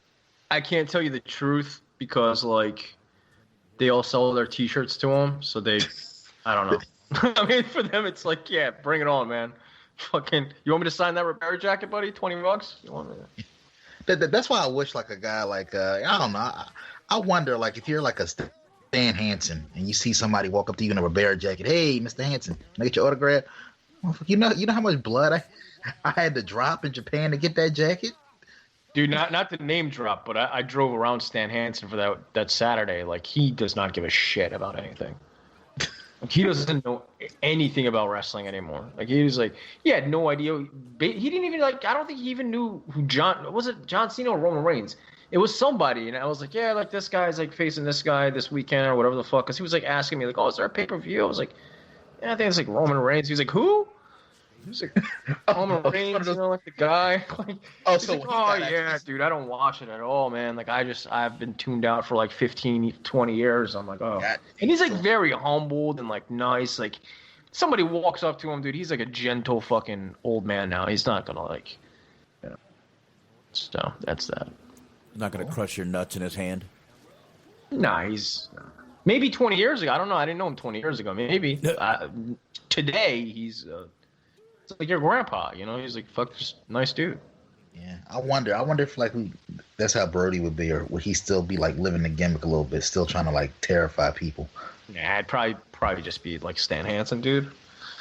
Kayfabe is so dead, man. None of them come on. Undertaker is coming out taking selfies with people. You know what I mean? Like, this is dead, dude. Why the fuck is there a picture of the Iconics up on the goddamn wall? Can someone explain this shit to me? You seem real offended right now. Could someone? Wait a second. Is my camera on? No. Oh, you meant the venue. Sorry. Yes, sorry. in the venue. What the hell is that doing up there? Yeah, like, could you imagine though? Like, I don't know, man. Like, you see Andre, you see Hogan, you see Austin, you see Rock, and then you see the Iconics on the same goddamn wall. Look, I'll be like, what does not belong in this? What does not belong on this wall here? Dude, this is all the 36 seats they have for all the writers. This is where the magic happens. This is where it happens, right here. Yeah. Oh, look at the Revival. At least they got some screen time at Mania this year. Look like God damn it, I gotta get a job there, dude. There you go. Oh yeah. Can't tell if I would regret it later on or not. Probably. Seems like everybody that goes there just fucking hates it after a while. Yeah, they do. Honestly, though, I think you probably would have maybe if you worked for NXT, maybe if you worked on the Triple H, I feel like it'd be a little less stressful for you. Well, I mean, I would be doing graphics anyway. It's not like I'm wrestling, dude. You know what I mean? Hmm. Then again, I don't know how anal they are with like everything all around. Like, are they as fucking anal Why? as they are with their creative? Are those- Yeah, a lot of anal, dude. A lot of anal. Are those two? No. Are those two boxes of the buzzards down there that they're fighting on? Uh, Yeah, I missed it. It Yeah. says buzzard on them. WB Mason buzzard. Oh, some weird nice little shit. elbow. Hey, like I said, man, like kudos for the creativity here. It's good. I mean, they're not. I mean, like I said, they're not doing anything over the top nutty, but like I said, the change of venue, fighting throughout the building is really adding something to this match. Like if this was just a straight up wrestling match, it would have been boring. Yeah, just them going from room to room is just at least keeping it fresh, you know? Because they're not really doing anything. All they're doing is just tossing each other into walls and shit. Just imagine if they didn't change rooms and every time they took a bump, it was just, oh, I'm throwing this guy to the barricade this time. Now I'm going to throw him into the steps. After a while, it'd be old as shit in front of the crowd. Y'all But see that changing the IHOP? room- Good. Yeah, y'all see that? Y'all see that IHOP sign? I do now.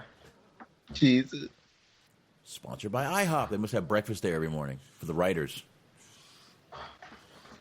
Let's see what other random pictures will we see on the wall here. That says Blizzard, not Buzzard.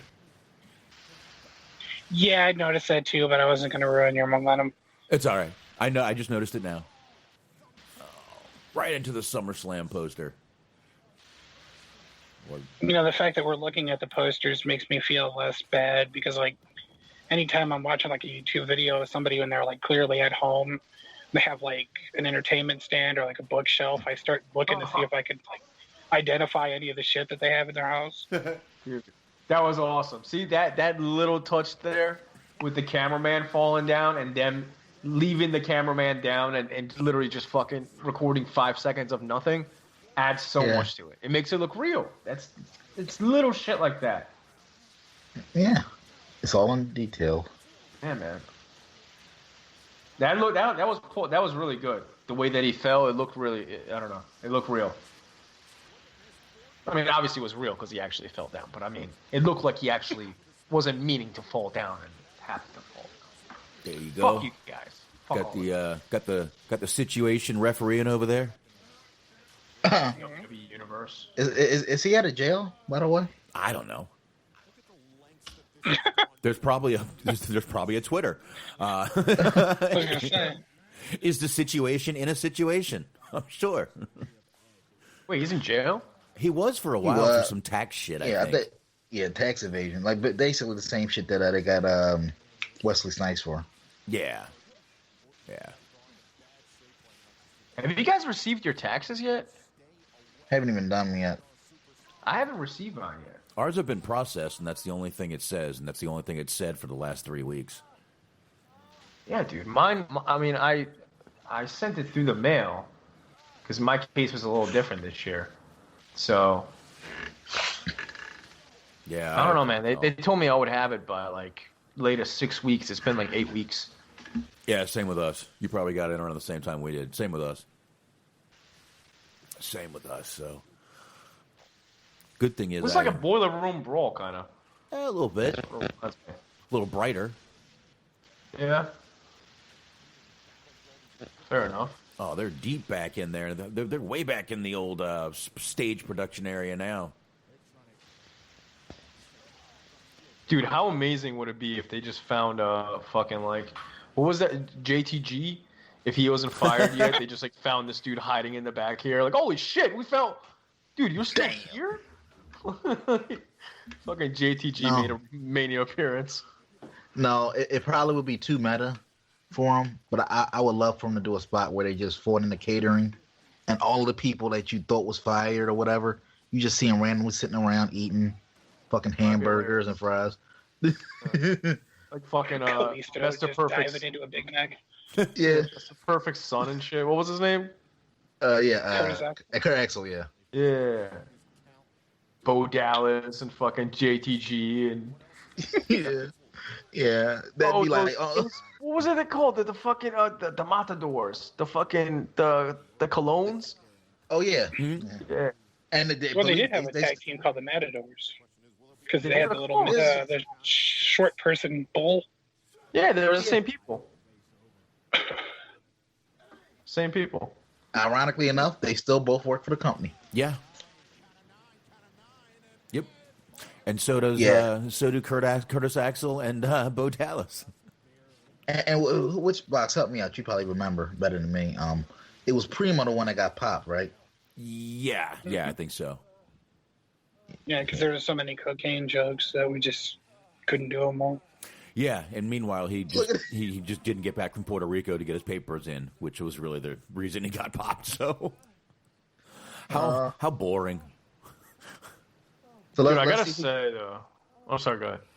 No, I was gonna say, let's see if we can count. Let me see one. Say it's about 5 people in this shot here. I gotta say though, man, this match started out pretty good, but it's kind of dragging. It's been like 20 minutes. You gotta wrap this shit up. Yeah, clearly Orton was thirsty there, so he's like, fuck. No one else thinks this is a little too long now? A little. Yeah, They've been doing it for a while, dude. They've been like fucking all over the place. Yeah. Come on, man, give me one big bump and let's wrap this shit up. Yeah, I'm not sure. I'm looking around, seeing where the big bump could be. All I see is that big anvil case back there, that big case on wheels, and I don't know what that's going to do. Yeah, and because I guess Edge is still technically getting his feet wet, which is why this is more of a brawl, not a match. Yeah. I guess he's not going to do nothing too crazy. He ain't gonna, don't expect to spear off a ladder or some crazy shit like that. I wouldn't. No, I'm assuming Orton's going to take the bump because I'm assuming Edge is going to go over, right? Yeah, oh yeah, for sure. So it'll probably be Orton getting tossed off a fucking ladder through a, I don't know, table or some shit. I don't know. Or probably just a fucking spear into a wall. And they'll call it a day. Just pulls him up by his hair and starts coughing on him. That actually would be like the perfect finish for somebody. I'm surprised that it hadn't popped up on the indies yet. Did you guys see that clip that I posted with the Orthodox Jews refusing to just like not like practice their religion during this time? Yeah. Did you guys happen to see that? I did. What the fuck is that shit, dude? Don't ask me. I know you've. I know you're not like an Orthodox Jew. I wasn't even talking to you. I'm just generally saying that was like it could be from any fucking background. It doesn't matter. Just any culture doing that shit is just fucking like, what the fuck? Yeah, it's strange, man. I don't get it. And that. I mean, what a rude kid. But they're very. They're very. For the people, just for the people that haven't seen it, it's literally just like a group of like 30, 40 Orthodox Jews, and like a bunch of cops come over. And they're basically trying to force him to break it up. Like, dude, you can practice it in 2 months or just do it via Skype. Like, I don't give a shit. You can't be hanging around here. And all their kids is walking around just spitting and coughing on these fucking cops and calling them Nazis. I'm like, dude, I would literally fucking beat the dog shit out of every kid that's there if I was a cop. Literally fucking beat the dog shit. I would fucking write myself. Like, this kid deserves it. That fucking kid, man, I will never forget that face. I see that kid, man, you're catching an ass whooping, man. And you're from New Jersey, so, I mean, dude, you never know. Might catch you at the skate zone. Oh, shit. Oh. Give you a nice drop kick. There we go. See, I told you. Ladder tables. I was bullshitting, but I was right. Ladder. He's going on top of the, whatever that, like a cage type thing here. Yeah. Oh, you should hang from the rafters. Randy's going to move. You know that. No. Oh, no. All right. Edge could die at like any moment. Man. I'm not trying to be funny, but like it's like this is like risk. Oh, yeah, there you go. Randy did not move. Y'all all right? There you go. Let's see. Yeah. One of them. Oh, This is a fucking double count out. You can kiss my balls, by the way. Yeah, This is why last man standing matches as a rule are very, very hard to pull off. It was a good little dive by Edge. You know, made sure he landed more foot to ass than back, which is smart. Yeah, he kind of did like a John Zandig. Does Zandig do the foot to spot or foot to ass? Remember when Zandig did a. Remember when Zandig did the fucking Janela bump? Ah, yes. And he Yeah, jumped yeah. off the top, and he just like went like legs first into the truck. Yes. Yeah. It's kind of Yeah. what it was. Yeah, I feel like that'd be worse though, because that's basically you crushing your ankles, basically. Match still going. Randy bleeding from his back. He is. He's bleeding from his back. Yeah, I see it. I'm wishing he ain't now like this. It's not bad, but it's really starting to drag for me. I feel like this match been like 45, probably has with counting entrances. Yeah, it's been a while, dude. Like they gotta wrap this shit up. That's why. Yeah, You know, you put Like, this on a best of Edge DVD. Like you gotta include an extra disc just for this fucking match. It's not even cost efficient. You gotta think about it like that. This is taking a lot of space on a Blu-ray, dude. Come on, let's wrap this up. This can go on the bonus disc. It's all right. It wouldn't make it because it's fucking that long. It's like it's fucking long as shit, dude. This would be the bonus disc. the match too big for WrestleMania DVD set. Oh, they got I see a forklift. In your mind, it happened, but we can't include it on the DVD. It'll be hilarious. Like when they once they get to let's just say they're 10 years removed from this WrestleMania, how they like to do like the big collage all of WrestleMania. When they get to WrestleMania 36, they'll paint it as like it was like a bad dream, Vince's bad dream, Right. like the WrestleMania that never happened. You know what's funny? They did this to Pac a couple years ago, or what was his name? Neville. When he had the match with Austin Aries and they just cut it from the DVD or Blu-ray, Yeah, and he got like really pissed about it. yeah, they both did. I remember that. Yeah, Right, but that probably was the case though. Like there was too many long matches, and they were like, "Dude, we can't fit all this on the DVD. Like, we're gonna have to put a fourth disc, like unless we cut like Pac and Austin Aries." So them having a 50-minute match here, this is gonna force them to cut off fucking Cesaro and Drew Gulak's 4-minute match off the DVD, and those poor bastards will never see the day. And fucking these guys get 55 minutes.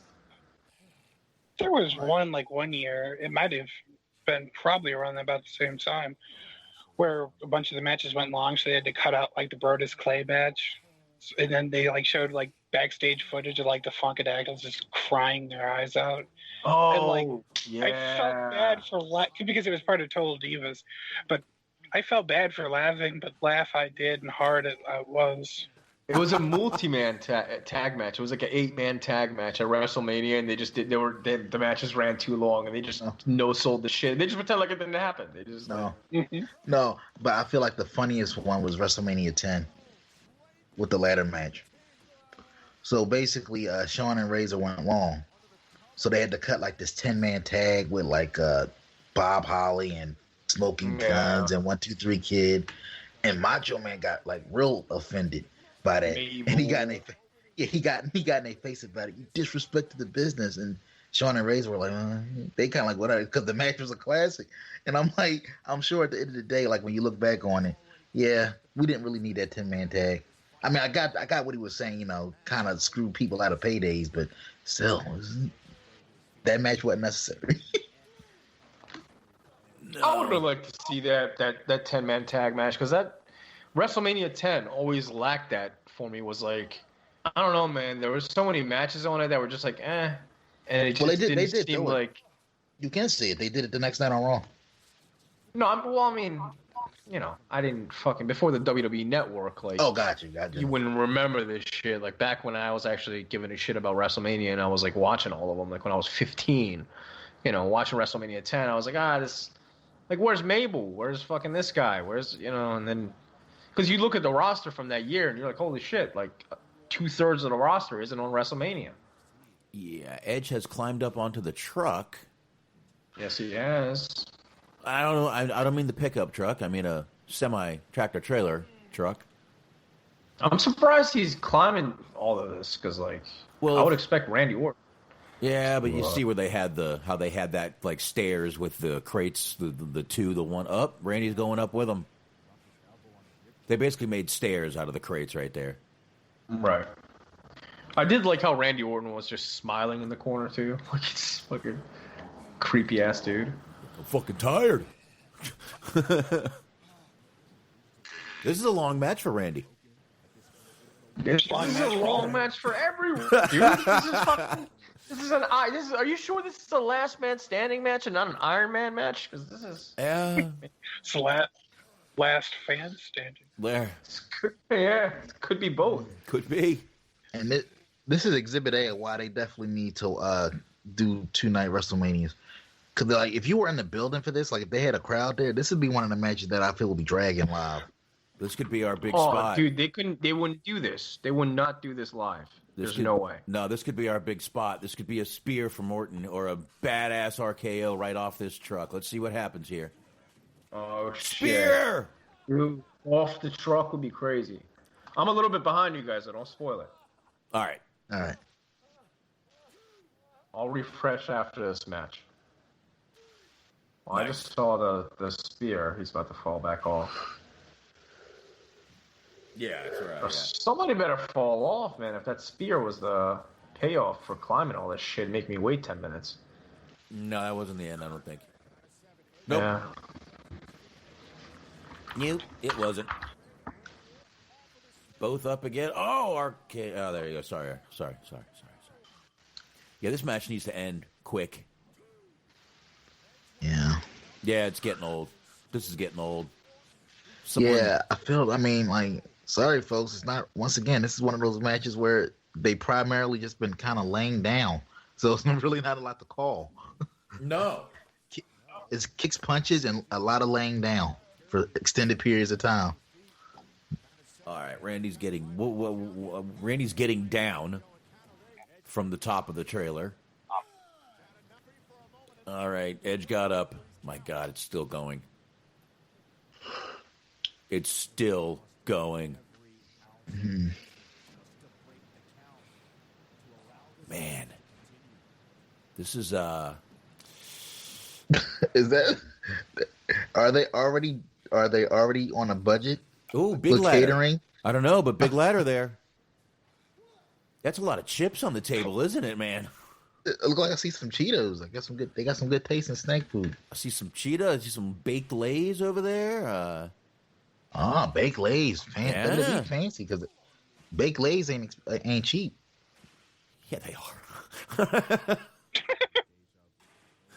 Fucking potato chips, man. Dude, that's a big ass ladder, man. Holy shit. They're taking like hundreds of millions of dollars for fucking Sunny Princes. It's like, oh man, they sprung for the fancy potato chips. Then again, I take that back. I take that back. They could at least got them motherfuckers. They could have got them kettle chips. Oh, yeah. I'm not a big fan of the kettle chips. Not a big fan. It's a shame. I know. Don't like the kettle chips. I'm sorry. I apologize. Hey, nothing's cool. You like what you like. Yeah. 5 minutes. I do like pork rinds, though. I'll eat the shit out of some pork rinds. I can never get with pork rind. Then again, I've never really been a big pork person. Yeah, pork rinds. That shit, dude. No. Yeah, I like pork rinds. What, you don't like pork rinds, Shane? No, I don't fuck with pork, dude. The only pork that I've ever ate is like bacon. I don't really get down with that shit. Oh, love me some bacon. Yeah, bacon is good. I'll eat bacon. It's not like I don't want to eat pork. I've never had like a pork chop in my life. I've never had actual I don't know. Loves pork chops. I don't know, dude. It throws me off when cooked pork turns gray, or it's white when it's cooked. I don't know. The color fucking looks off. All right. Hey, personal, man. It doesn't look appetizing. So, yeah. Pause on this this is awkward. They need to get off of this shot. Yeah, dude, this match has to fucking end, man. It looks like they're spooning right now. It looks like they're about to. It looks like they're about to. Fuck. Jesus. Use the ladder, though, man. I mean, come on, dude. That big-ass ladder, you can't tease that shit. We've been saying for 20 minutes, we've been saying this match is too long. I just want you guys to realize that. 20 minutes. Are you serious? Yeah, we've been saying for 20 minutes this match has gone too long. I'm not lying. So it's This could 40 be like minutes, a so this match 50-minute could be match. Yeah. Wow. damn. Holy shit. So if the match was this long, do you think they really think they did this in one take, or was this several takes? Oh, probably several. I don't know. Damn. I don't know. Edge looks pretty haggard right here, Understand. though. Edge looks pretty fucking beat up. Don't cry, Edge. No, I would say this is probably in one take, dude. They probably took some breaks in between if he got winded, but I think it was all like, you know, in one shot. I don't think they like came back the next day and shit. No. Why is he crying? Why the fuck are you crying, dude? What the? They're trying to sell that, you know, like him and Randy was tight, and he didn't want it to come to this. Give a So shit. he's like, gonna kill you. Fuck this guy. Oh. Mean. I'm just saying. That's Fucking stolen. He tried to do that to you, you piece of shit. Okay, by the way, this guy, Randy, has been down for more than 10 seconds. I just want you guys to realize that. Do it. Do it. Damn. Oh, that was to the shoulder, man. Come on. Now he counts. They could have redone that. Come on, man. Now he fucking counts. The guy's been down for like 2 minutes already. Yeah, that was dumb. That was real dumb. Yeah, he's been down. Yeah, he has been. As soon as the chair shot happened, he started counting. It's fucking stupid. Yeah. So- Edge- See, yeah. it's little stuff like this, man. Like, it's... Dude, fans sitting around and picking up shit like this. They recorded this a week ago. You mean to tell me, like, not enough people watched this where they were like, oh, dude, you didn't start counting 2 minutes ago. Like, you should be at count 97 now. Yeah. Well, let's do that. That's stupid. People are going to catch that. It looks retarded. Let's do that again. What the, like, I don't know. It's just odd. I know. I mean, Edge is over there crying for 3 minutes while Randy is not getting up. I think he won. And he did. And the ladder, come on. Like, why would you? This is the same shit they did with when fucking Mick Foley and Terry Funk gave him the barbed wire baseball bat. And you're like, oh shit, it's about to go down at WrestleMania with Brock, and it's just like, no. No, it didn't happen.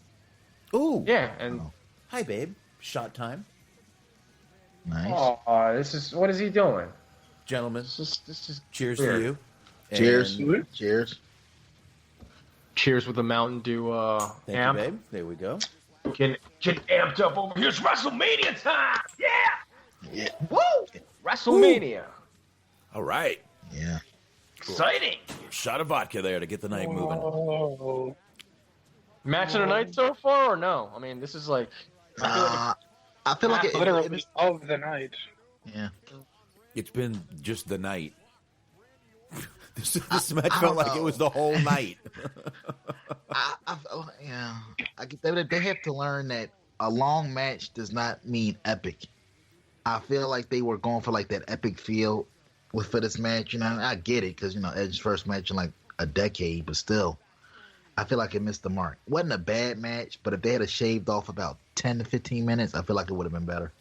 So we still have the Brock match and the Fiend Cena match, right? And that's it, right? Oh, still got the tag title match too. Ah. Man, are they going to... Something's going to be short. Brock. Probably Brock. We don't need a 20-minute So- Brock match. Who's So Brock what- facing? I don't even know. Oh, Drew. Drew McIntyre. Okay. Yeah. Drew McIntyre. Oh wait, y'all think they're gonna close out with Cena and Fiend? No. Oh, Maybe. Actually, yeah, maybe. I don't know. If it's done the way that Undertaker thing was, they should. Yeah. I mean, dude, to be honest with you, the Edge match and the Undertaker match have been the only matches where it actually felt big time like Mania. Like, this felt like Mania. Like, me watching that, I could get myself in the groove of, like, this is Mania. The other ones, man, I mean, they completely take me out, dude. I don't care how good the match is. And it's not like I'm bitching, because, like, obviously it's out of everybody's control. Like, it's nobody's fault. I'm just saying, I can't help but not to kind of be like, oh, this is lackluster. Yeah. Yeah, I can't deny any of that. I agree, man. It's, okay. Bad Snickers commercial. I just caught, I'm sorry, I caught the tail end of that commercial there. Yeah, I can't disagree, man. It's been a little that one match last night saved a lot of people. But like I said earlier, before you were on, I saw people shitting on that Taker AJ segment. That whole match, I was like, how what? And then a bunch of people running out that I have no idea who's who. I know Raleigh, and that's about it. I can't tell who's who. Yeah. Oh, what? They are not social distancing. Oh yeah, yeah. Is that the a lot of Corona being thrown. This is like you remember that one chubby white lady that called the cops on the black dude for barbecuing? Oh, yeah. This is like where she would pop up on the phone, like, And hey, shit. I want to report there's 14 people at WrestleMania right now. Watch Gronk off the top. Oh God, Oh, no, dude. See, you can't follow up the show. Oh, fuck this guy. Did he just coffin drop? It's just so fucking corny. Well, Smart, I gotta give you credit. You were right. You said they would find a way to slip in some goofy shit. Yep. They would. I gave them too much credit. I'm thinking like because of the circumstances, they'll streamline the fuck out of it. Nope. 2 nights in a row, they found a way to add in goofy shit. To be fair, though, it was only a minute long, so. Okay. All right, we'll give you that. Got this. Like that just annoyed the hell out of me, but like then I'm like, it's over already, so it's fine. Yeah. Wow, look at Edge's house. Nice house, Edge. Little Edge thing they're going to show right after this tonight, I believe. Yeah. Shit, that is a nice house. Fuck. Yeah, and Mike Johnson, he praised the hell out of this documentary. Wow. Well, yeah, he should probably. I mean, it kind of just looks like it just goes through his whole life. It could be a good documentary. Yeah, I might check it out because I mean, it is a fucking hell of a story. Guy goes from I'll never be able to do this again to potentially being able to finish finally on his own terms. Yeah, be nice. I mean, sure don't want your last match be against Alberto Del Rio. That's all I'm saying. Oh damn! Is that who it was against? Yeah. Yeah. Oh God. I can't believe I remember no that. wonder he was. That explains his grays. I mean, that would make you go gray if you had to retire and you're like, oh, dude, last one was ADR. I guess. Oh, and it turns out, Spots, those rumors really were bad. bullshit.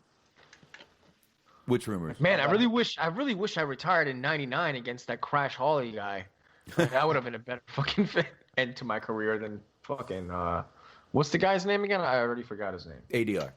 Yeah, there you go. That's how unimportant. he is. Oh shit, we got the women's match too, so we got like 4 matches. How the? Oh, all right, I'll be walking my dogs again. This is gonna be a late night.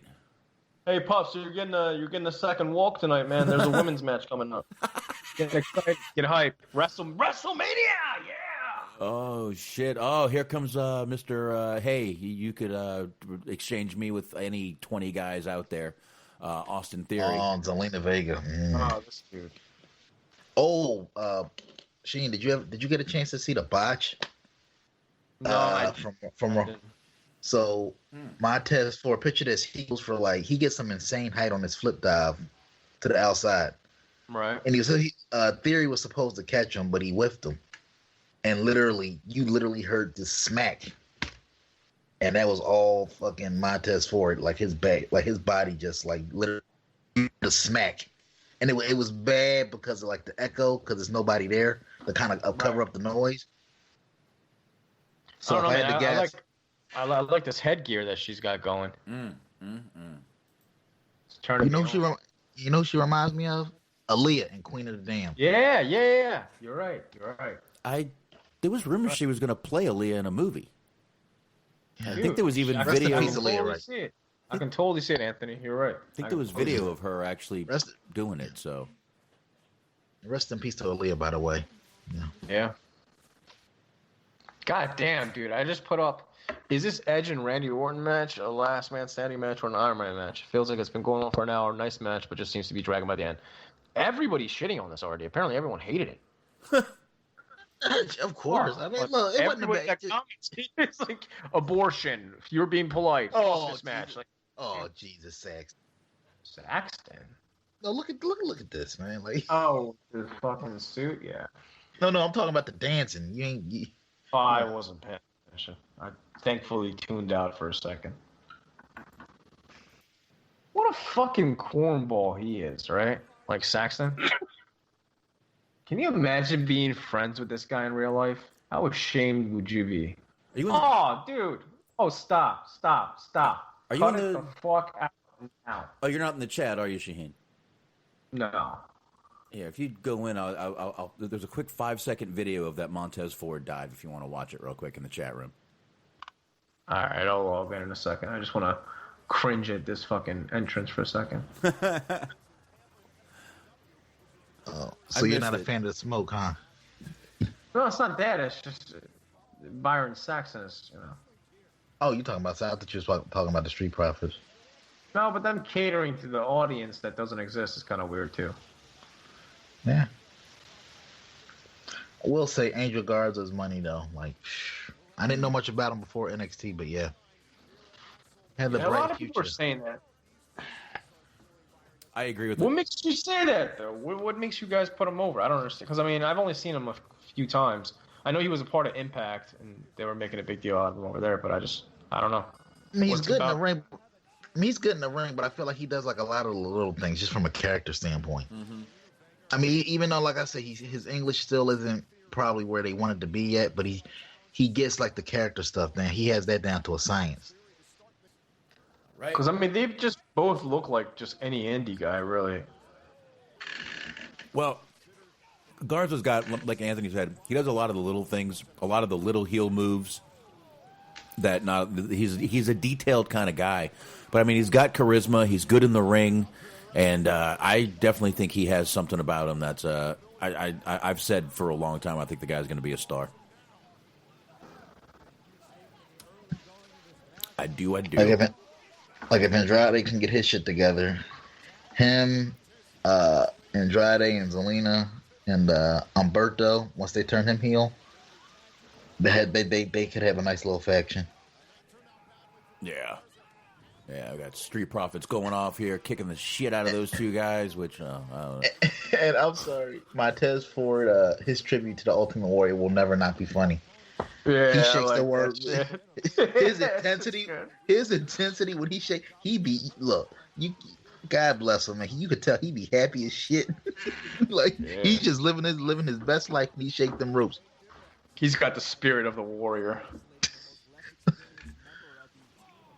Shakes him a lot better than Warrior did that last time. Well, I know. See, look at that.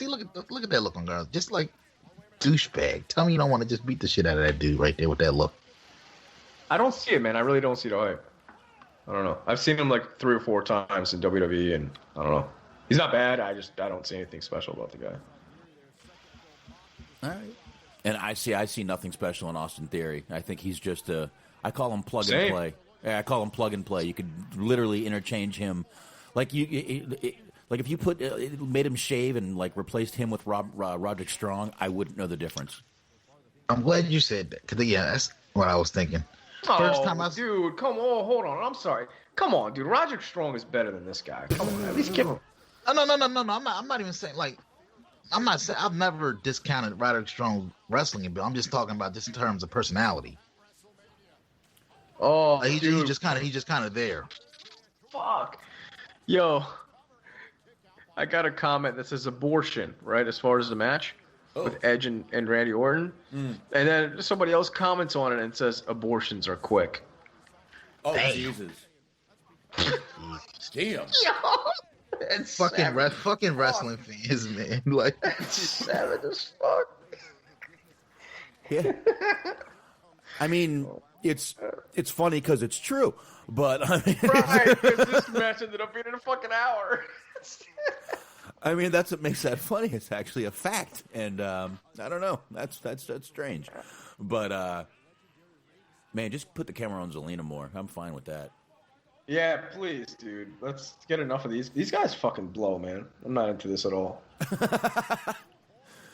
Hopefully Montez. Did you see that dive yet? Did you go in the chat room? Nah. It's only 5 seconds, man. It's only 5 seconds. I gotta log in and do all this. so Shane, what do you think of Montez Ford? Do you see him as a potential star for the future? Yeah, that's the skinnier one. Yeah. Yeah. Yeah, I like him. The other guy kind of sucks. He's just bland. I feel like he just tried, like, he's the Shawn Michaels, the other guy's totally the Jannetty. Yeah. What's the other I guy's name? agree 100%. Angelo Dawkins. Angelo Dawkins. Isn't there a Dawson's brothers now in NWA? Is that who that is? Dawson's, The Dawsons? yeah. The Dawsons, yeah. From Dawson's I'm Creek. sorry, I'm so behind on fucking NWA. I don't know if y'all guys watched it recently. I'm like months behind on NWA. I am. After the Cornette thing, I kind of just, I don't know what happened. I just stopped. I just lost interest or something. I don't know, man. Now you see this dive he's doing right now, Sheen? This is what fucking Austin Theory whiffed on. Did you see they had Angelo Dawkins there to like double up on the catch? Yeah, picture that same dive with nobody there to catch you. Oh shit! It's about to come on. Austin Theory just said no. On that What first a one. dick! Oh, Garza. Oh, That moonsault is a thing of beauty right there. Look at that, beautiful. And he landed on his feet. I don't know, Shaheen. I think you need to watch more of this guy, the Angel Garza. I think you'd eventually agree with us. The guy's going to be a star. Yeah, but I mean, I don't think he's like a bad wrestler or anything. But he's just generic. I don't know, man. Everybody does like moonsaults nowadays. Like, yeah, it looks beautiful, but like, I feel like 8 out of 10 indie wrestlers do the same shit. All right, maybe you're probably right. You see more indie wrestling than I do, so I can't argue that point. So, Not even that, dude. Just half the WWE roster, I feel like, can do the same moonsault. Oh, probably. Like Seth Rollins can do it. Like all these guys can do the same shit, really. Yeah, but that looks good. Well, you know what it is. Well, it's the stuff you would skip over, Sheen. But basically, they actually give him a lot of promo time. He does like a lot of like backstage segments and that type. They're actually giving him a chance to develop a personality. Right. So that part I don't know. So maybe I don't know if he has like little personality traits that I've missed out on that kind of stand out. Then sure, I don't. Yeah. So basically, they're trying to make him like a ladies' man. So whenever they're backstage and it's like Charlie Caruso, whoever the fuck, after the interview wraps up, he'll like give him a kiss on the he'll kiss their hand, and they supposed to be like oh, and then they'll like look off into the distance and shit. Like he has like this effect on women.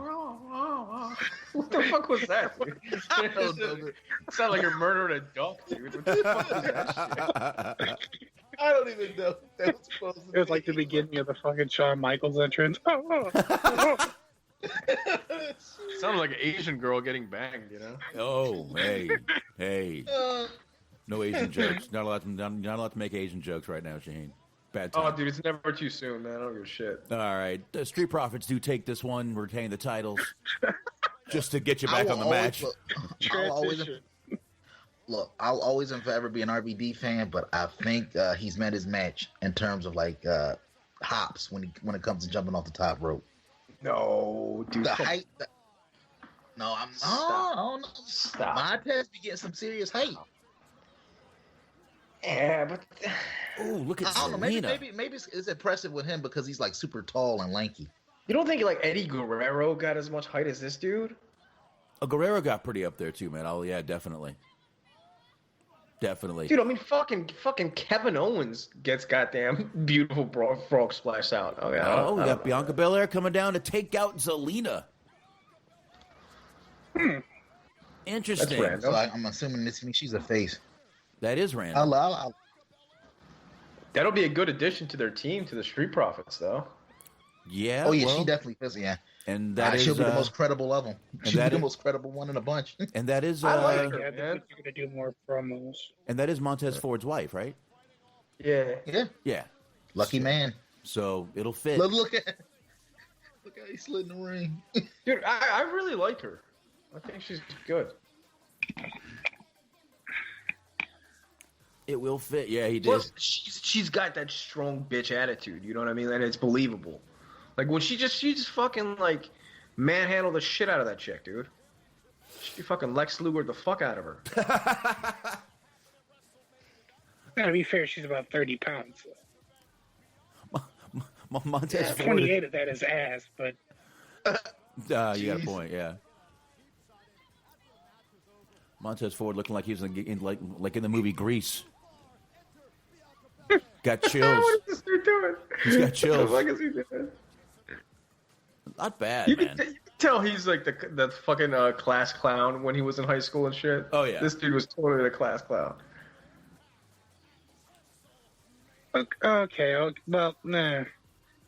Maybe I'm like caring a little too much about what I'm watching right now, but I'm thinking about it as I'm seeing it because I'm a little bit delayed. But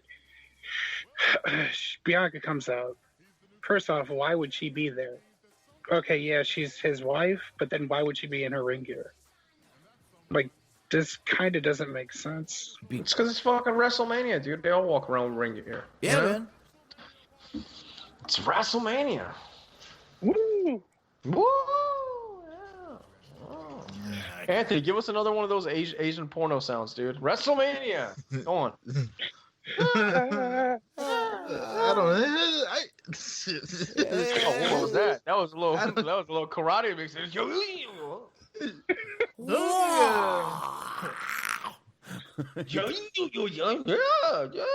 What the fuck, dude? What's That, going on here? that I was Bruce Lee watching scream. clips earlier of Terry Punk in Japan, and I just to pop myself, I always go, "Hey, hunga."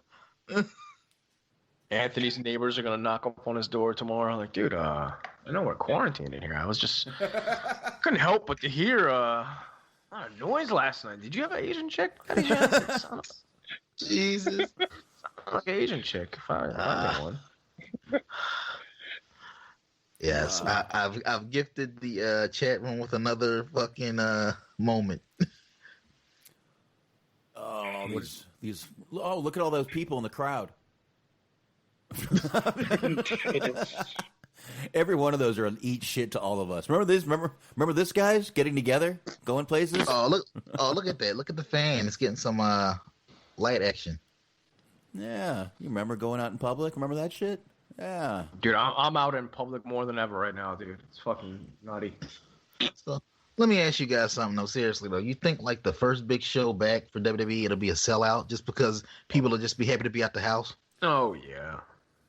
It's Dude, gonna good be even if luck it's- good luck getting into movie theaters for the first fucking 3 months. Oh, Like everywhere, every place is gonna be like people just gonna be like starved just to get anywhere. Chick-fil-A will be fucking around the corner. Dude, can you imagine still working at Starbucks at the fucking mall? Like, can you imagine the day they open back up? Like, the fucking misery you would deal with for the next 4 months Ugh. of fucking teenagers popping. Like, oh my God, I can go back to the mall now. Fucking rolling up 17 deep, like all one, like, yo, go fuck all of you. Why didn't you catch the corona? I really wish all of you did. And everybody wants on off the secret fucking menu. Good luck making those orders. Oh, there comes this bitch. Sasha Banks. this is going to be a long match. I got a feeling. I think this is going another extra hour tonight. Oh, dude, no, don't. What are you doing? No, it's me. Stop playing. Don't 15 play with my emotions, dude. Don't you? What the fuck are you doing? You think? Remember the Brock, the I Brock thought match you is were not going going to to be say that that long. it's going to be good. It makes me laugh because I thought you said it was going to be good, but then you're just like, no, that'll be merciful. It'll be over 50. 3 matches in 40 minutes. You guys are optimistic sons of bitches, but all right, we'll see. Well, obviously, like spoiler alert, this is going to come down to Bailey and Sasha. I guarantee Bailey's going to be like the last person. Yeah, I agree. Dude, fucking Michael Leon commented, dude, that was the worst match I've seen in WWE in a long time. Wow. In regards to the Edge and RKO. Wow, man. Oh, Lacey. Like when she gets in the ring. You know, I don't even want to sound like a dick on this. I really don't. But Snooker's gone, and I get it. You know, rest in peace and all that shit. But why does she still have a job?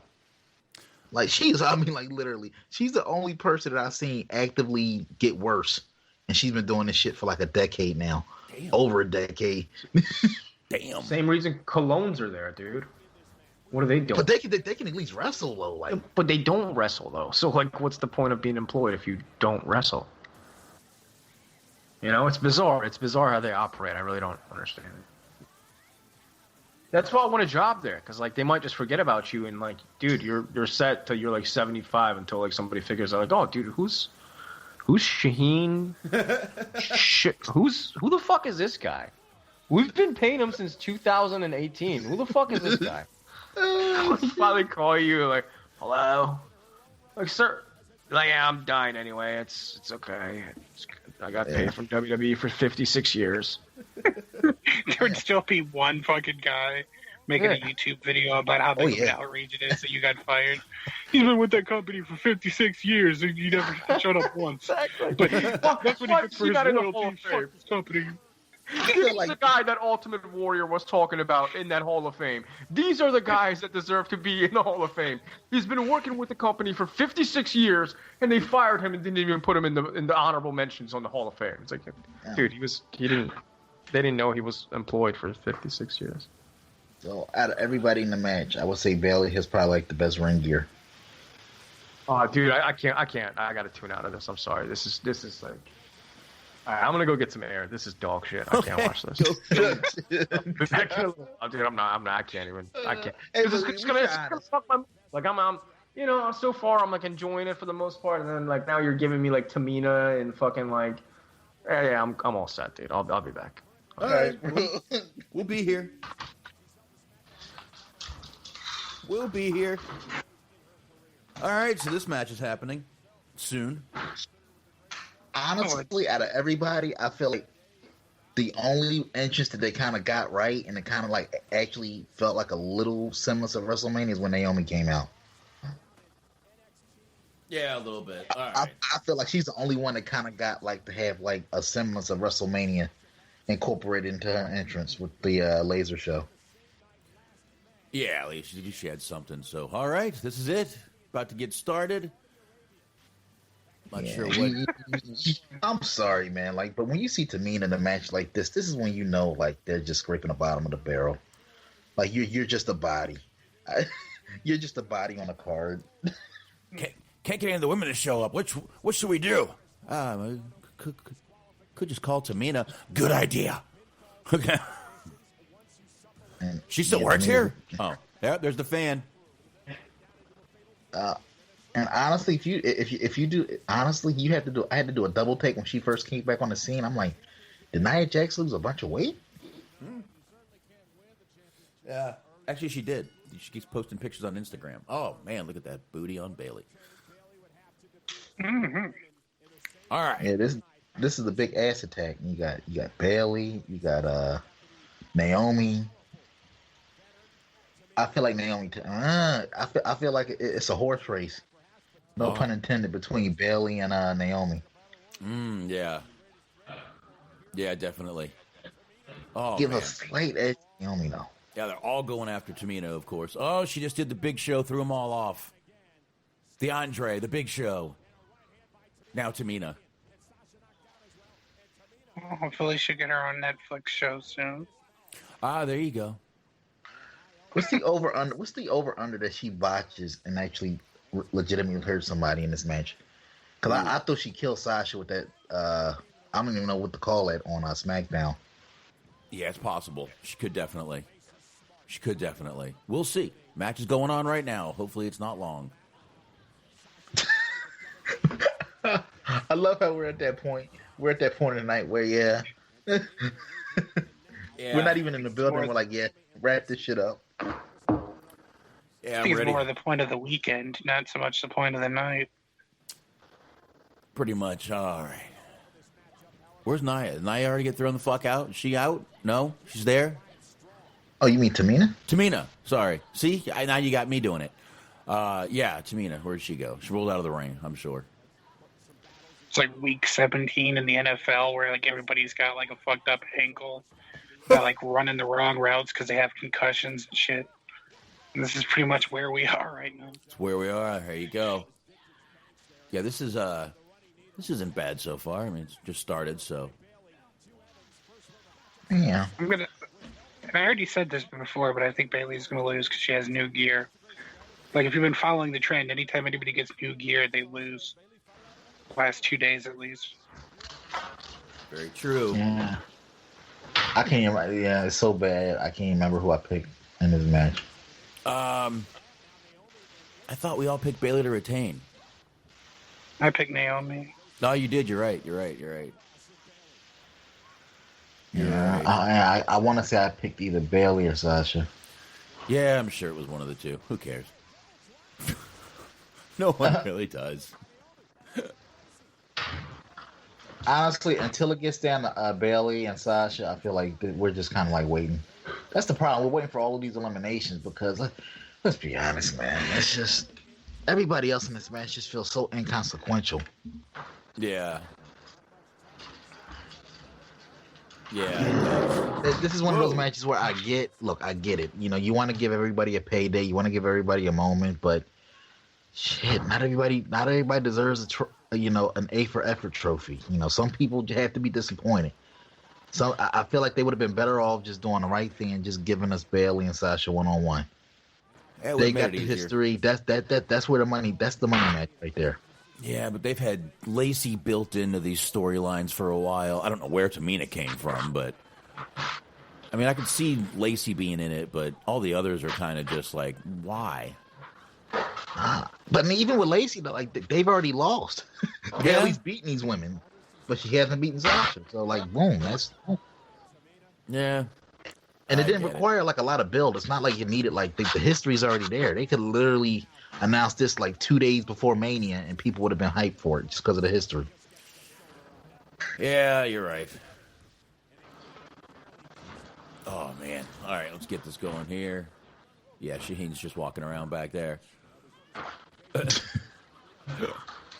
He doesn't want his neighbors to know that he has a women's match on in the background. No, shut the lights.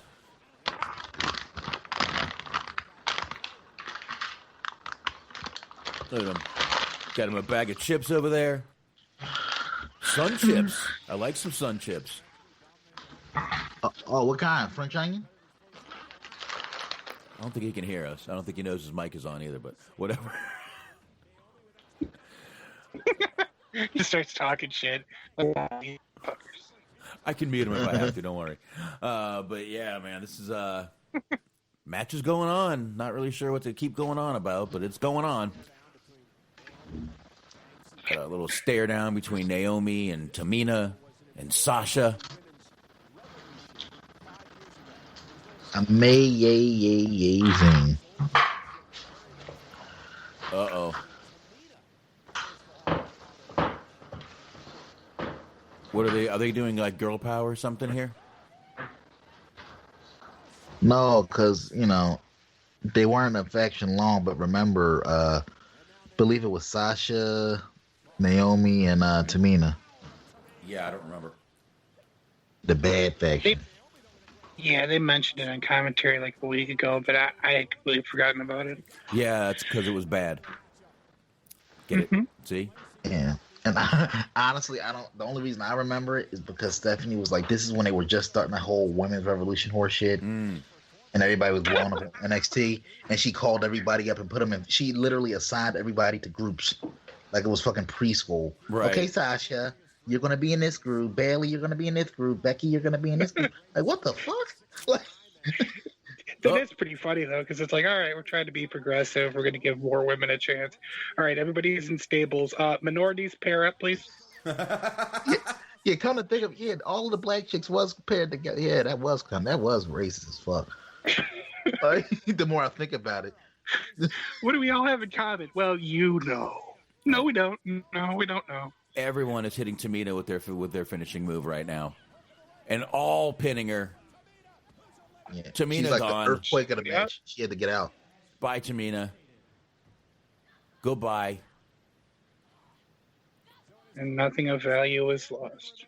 So now we have nor two gained. heels and two faces. No, not only is it not lost, Mark, it's not gained either.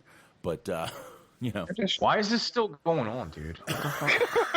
Well, I mean, there's one person's been eliminated, so now you just got 3 more to go. Yeah, I don't know. I feel like we should all just lay out and let Shaheen bury the shit. Whoa, hold the fuck up, dude. There's fucking several eliminations. It's an elimination match. Yeah, yes. bro. Yeah, you got 3 more eliminations, bro.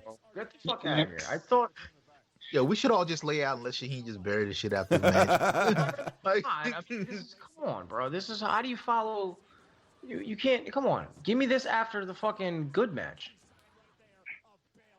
How long has this been already? Like 10 minutes? About that. Close to that, counting interest. Yeah, probably. Don't give 30 minutes to this shit, dude. Please. We'll see. Now, are you just kind of just torn up about the fact that Tamina got eliminated? Is that what this is really about? Dude, I'm about to eliminate myself from this. That's what I'm about to do. Wait. At night 2 of a Bud Dwyer reference.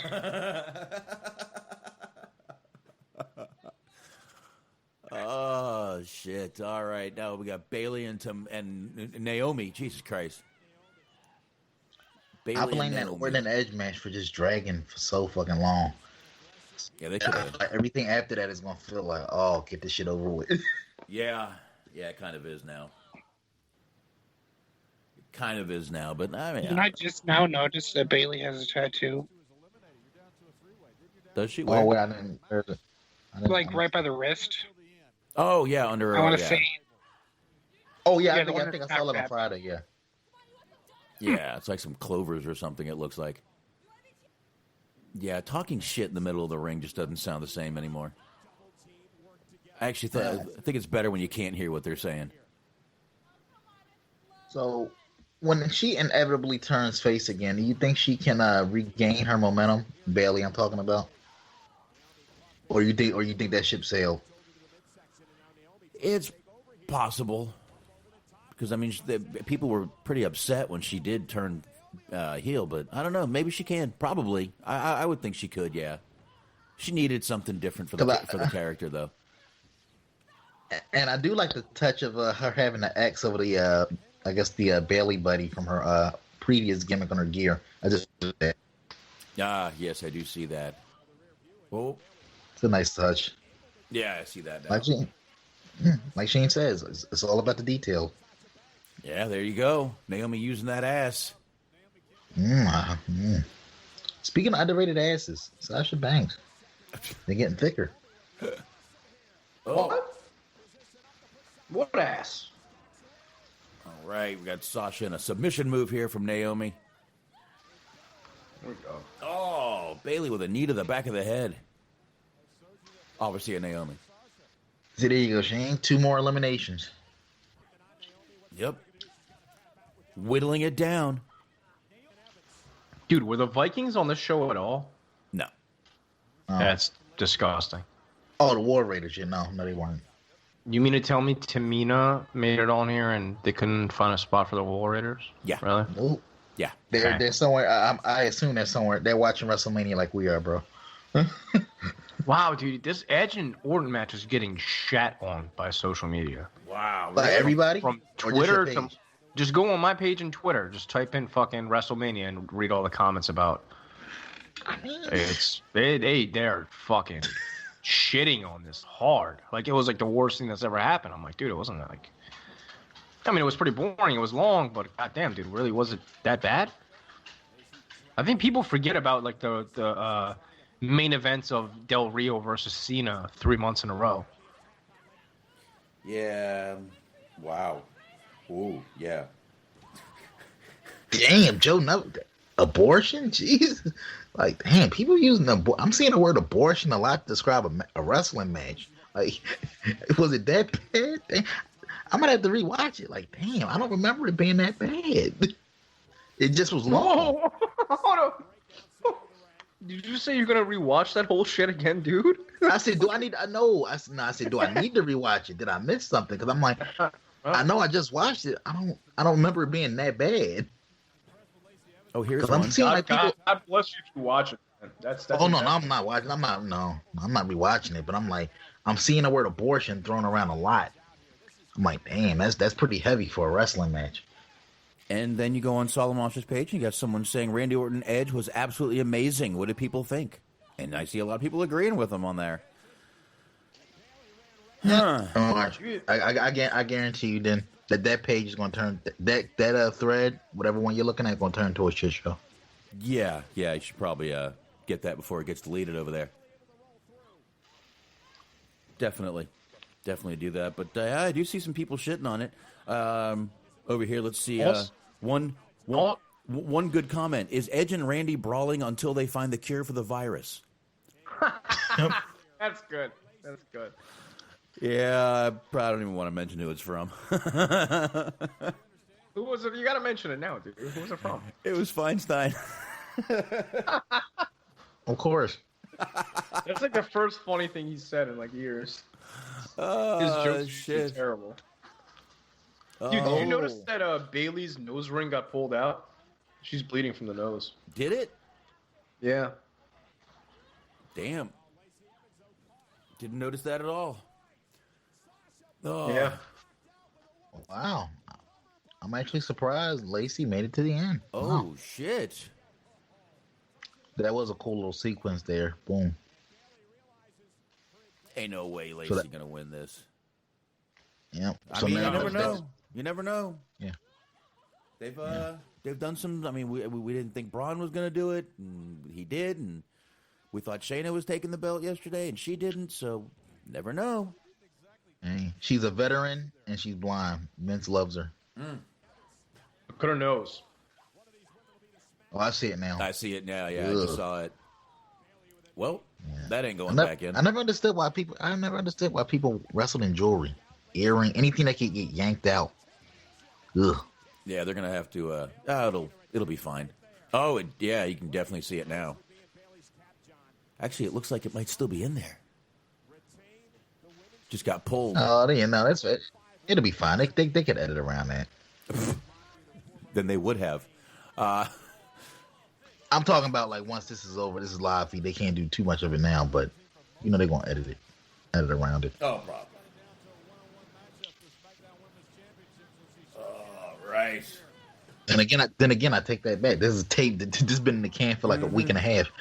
Yeah, I was gonna say whatever they wanted to edit, dude. They've had like 2 weeks. This is pretty much the first time, man. Hey, I gotta keep reminding myself this WrestleMania has been in the can. Yeah, for like dude. 2 weeks. This is like the final edit, like ready to put on DVD, Blu-ray type shit. This is good to go. Uh-huh. It's already being printed on DVD right now. Probably be ready to go tomorrow. Artwork already done. Dude, how funny would that be if they just advertised this tomorrow on Raw? Like, don't forget to buy your Blu-ray and DVD of WrestleMania available Tuesday at Walmart. It's like, what, dude? Already? Because you know it's crazy because of the taping schedule. They actually tape like the Raw at the Mania before WrestleMania this year. Yeah. Oh, that's weird, dude. Like all of the after shows were taped before WrestleMania, so they had to. I guess they had to book backwards. That should be fun. All right. We're still going here. Yeah. The more I see Lacey sell here, the more I'm thinking like she's going to take it. She's definitely taking this. Possible. I don't see the point, agree. but maybe. I think Bailey's gonna lose. Yeah, Not that Lacey's, it matters, but I think she's gonna lose. yeah, Lacey's taking some abuse here. Yeah. They're setting her up for that big comeback. Oh, ripping the turnbuckle off. Nope, she's using the tag rope to tie up Lacey. It's bondage time. Yeah. She's taking the time, though, to make it a nice little, shoe tied knot. Yeah, something that she can get out of. Yeah, which is very, Now- obviously, easy to get out of, but go ahead. Random question. Who would you say that Bailey's new ring gear is influenced by? There's somebody that immediately popped out at me. British Beefcake? Yeah, kinda. But that's not what I was thinking of, though. Who? Anybody else? No, Anybody I'm else? good. Anthony? I don't know, man. I can see maybe a little bit of Macho Man in it with the fringe. Yeah. Because Macho Man used to have, like, the Slim Jim pants. Used to have those same rips. Yeah. And then if you look at the boots have the same stars as Macho Man. So I guess, I don't know, maybe she's a big Macho Man fan. Oh, she So is. she did do the big elbow, the well, elbow then- drop there when you they go. were eliminating Tamina. Yep. Yeah, there you elbow drop is part of her regular repertoire. So yeah. Yeah, it is. Keep It is. slapping him. Look at those boots. The boots are the same OG as fucking Macho Man ones. The yellow ones he used to wear. Yeah. With the purple trunks. Yeah. Just different color. See, people, I pay attention in women's matches. Fuck you. Yeah. Very much. Yeah. But I honestly, tweet. I'm sorry, she. Yeah. the best fucking Macho Man tributes were fucking remember that like Punk went through a phase where he had I think he wore like the pink trunks Macho used to wear, and the yellow boots with the stars on them. That to me was like, honestly, in terms of ring gear, that's Macho Man's like best gear. I remember that. Yeah, but he ruined it by dropping the elbow. Oh, match is still going. Oh, that was nice. Yeah, this. That little flippy moonsault. What would you call that? What kind of moonsault was that? A boob salt. A boob salt. Weapons of mass destruction. I don't know. Look, that was cool though. The way she transitioned, that was cool. Sasha came down. Up. One. Look at this. There we go. Look at this stage going. Obviously, a teasing tension. And I like Bailey, man, but whoever does her the eyeliner does her no favor. No. She needs to dish that shit. I mean, that looks horrible on her. I'm sorry. Yeah, and Bailey does retain here. You don't like her as a juggalo? Oh, it just looks awkward and kind of. She looks creepy with that eyeliner. It just doesn't work. Wait a minute, maybe that's who she was paying homage to. She has like the juggalo face paint. She hit the high elbow. Like maybe they edited out her saying "fuck this shit." Huh? It's Shaggy 2 Dope. That's who she's paying homage to. It's for all the juggalos and juggalettes. I hope you like it. Whoop whoop. Oh, interesting. So Bailey does retain here, and this is either going to be up next, the Brock match or the Cena Fiend match. We'll find out. I'm guessing it's going to be Brock and Drew because I don't see them going long. Yeah, and nothing they do in their match is going to top Cena and Wyatt. You want to end this night on a high note, so yeah. So damn, she like literally. I think they're going to do a title match main event. I don't know, like they shouldn't, but I think they will. We will find out in just a few minutes here. I'm sure they're going to do another little thing, little video package, and then we'll get to it. I went ahead and muted it for now. I think Brock and Drew are definitely going to main event. All right, we'll find out soon here. It's a good thing. All right, Bailey, who the fuck are you yelling at? Yeah, who are you pointing at? There's nobody there, you stupid bitch. Exactly. What the fuck are you doing? My God. So Yeah, looking, stand on that top rope. Talk to the crowd. Yeah, that makes sense. Yeah, okay. Yeah, they're real mad. They're fucking just. Why are they doing this? This is so fucking dumb. This is so fucking dumb. It is so dumb. You fucking Did killed you see her? it. She was literally pointing, like pointing people out. There's nobody there, dude. Like I'm not an idiot. I can see. Fuck. You're supposed to pretend. Oh, we are the company that will never insult the fans' intelligence. Fucking asshole. I can see. It's Imagine Mania. So I wonder, like, if we're God willing, we're out of the woods on this shit. But could you imagine if fucking the apocalypse hits and we're still dealing with this shit in 2021, and we're still in the state of quarantine, and they potentially have to do WrestleMania like this back-to-back years in a row like this? I think that's what we'll lose Vince. He'll off himself. Like, I can't do 2 years in a row of this shit. Don't put that energy out, man. I'm trying not to. I was just 2021. What the fuck, dude? If we were like this for a year, holy shit! Forget about doing a podcast. Well, fucking.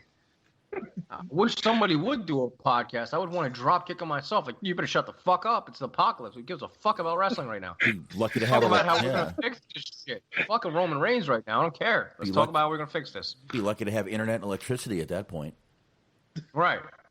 And then for the people that are like, oh, dude, why is every wrestling podcast talking about the COVID-19? Like, let's just have fun. That's like, dude, we've been quarantined for a year. I'd like you to shut the fuck up and let's figure this out. Let's do that first. Let me chill. Now you sound like Draper, and I Yeah, Sounds like Draper. Fiend match no, here. and I actually agree with him, like, because he had put out a post earlier about basically like, people inviting him to like shit and their like support my podcast and my project. He said, like, come on, dude, like, normally I would, like, and I promote myself as well, but it's I got like a lot of personal shit going on that I'm dealing with. A lot of people got a lot of shit dealing with. Maybe not invite them to like your podcast or whatever the fuck you got going on. Like if you got like some, yeah.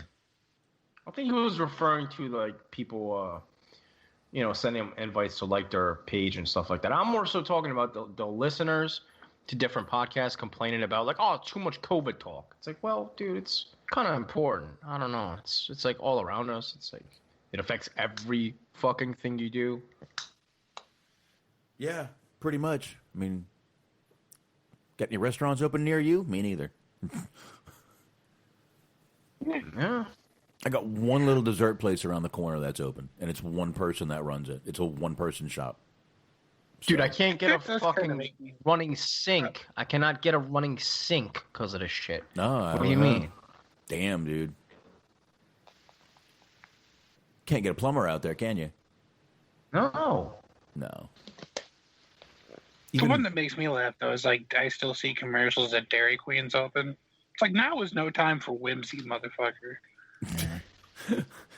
We got to get a blizzard. Watch me turn it. Look, I'm going to turn it over. Motherfucker. Oh, could you imagine a motherfucker seriously trying to get a free blizzard at this point? Like, you flipped it upside down and it came out. Like, and I gotta say, before all this shit hit the fan, they came out with this Sour Patch Blizzard that was fantastic. Yeah, this is so corny, man. They closed the fucking corny ass Cena as usual. I missed all this, dude. Not missed it like in I missed it way. I mean, like I missed it like I didn't watch it. I felt bad for it to keep the food discussion going on. The day after they did all that shit where they like canceled the NBA season and like all the basketball, the NCAA tournament and whatnot. The day after, they had planned this for months in advance. Taco Bell came out with a new menu item. And it was just like, nope, nobody cares right now. Like, better luck next time. Fucking wait a month or two. Well, so did KFC. They decided to put some chicken in between two donuts. Yeah. Oh, no, I had that. That was... Oh, God. Was it gross? Because it looked gross. It was, I mean, like, good, but, like, you feel it. I'm glad you're still with us, Mark. I'm glad you're still with us, man. That's a good. That's my God. Well, I mean, I'm full of enough bottom shelf vodka to sustain a 2 or 3 apocalypse. So, so let's see here. It's 9:52 my time. So yeah, we got at least another 25 to 30 minutes of wrestling. It'll probably go 30 minutes long. I'm thinking. Yeah, dude. This we got 45 minutes, dude. We got 45 minutes to go. What time is it right now? 9:50. Yep. This will end at 10:40. Oh, damn. 10:40. Yeah. This match is gonna be 30 minutes. You know, the entrance for the fucking Drew McIntyre and all that shit will be like 10 minutes. The match itself would be like fucking 10 minutes, and then they'll focus on Drew McIntyre's celebration for 10 minutes. We're here till 10:40. See, this might end up being your favorite John Cena match. Probably, honestly, with these props, yes, you're right, absolutely right. Because you know how much I like my hatred for Cena, dude. Like it never went away. Like even right now, all those feelings are coming right back. I'm just like already I'm like, yo, fuck this guy. I don't like get the fuck off my TV. I'm good. So while we're killing time here, did any of you guys get to see the promo that the WWE pulled? That he cut on Wyatt, where he basically called him Husky Harris and basically called him a whole. He called this man a whole joke. He shit on his entire existence. It was weird that he started off that promo with saying, "That's why I fucked your bitch, you fat motherfucker." Look at this guy. Did you see him? Look at his entrance. He pretended like there's fucking. Look at this fucking asshole. It's cornball. Look at this fucking cornball. Dude, you gotta move back to China, man. You gotta leave, bro. We gotta get you out of here.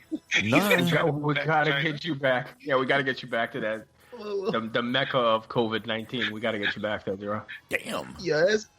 Can't have this. Damn, Shaheen. Cena's part. Well, I mean, we're the mecca. Here, you guys want to play this? Where our darkest urges are no longer kept secret. A world where gods, monsters, angels, and demons are neighbors.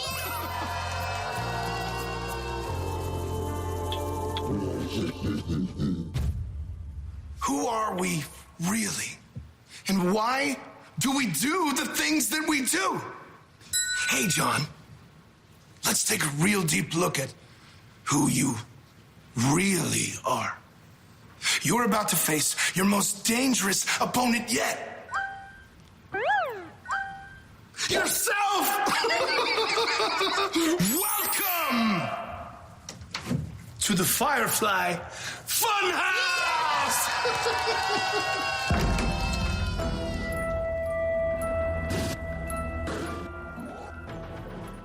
All right. Oh, this could get interesting. Cena is now in the funhouse. Oh, dude, see, this is what I wanted. This is exactly what the fuck I want. Yes. Okay. All right. We're getting somewhere. Now we're So exactly. already, this is your favorite Cena match already. Already, dude. It's already hands down the best, absolute best Cena match I've ever seen in my life.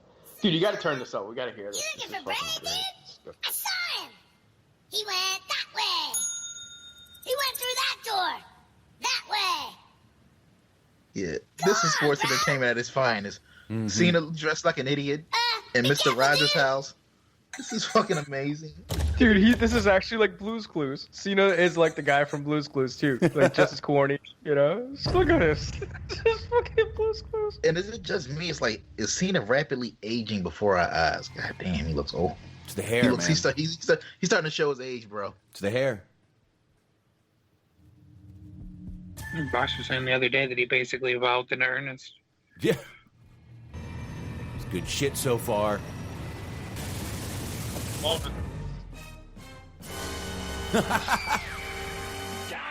I want to spoil it for you. Yes. Aggression to ring. Show This is me, amazing. or you're fired. God damn it, pal. That was great. For anyone Wait a minute. This is awesome. This is. Oh, I'm sorry, dude. This is WrestleMania on acid right now, and I love it. That's exactly what Sheen said earlier.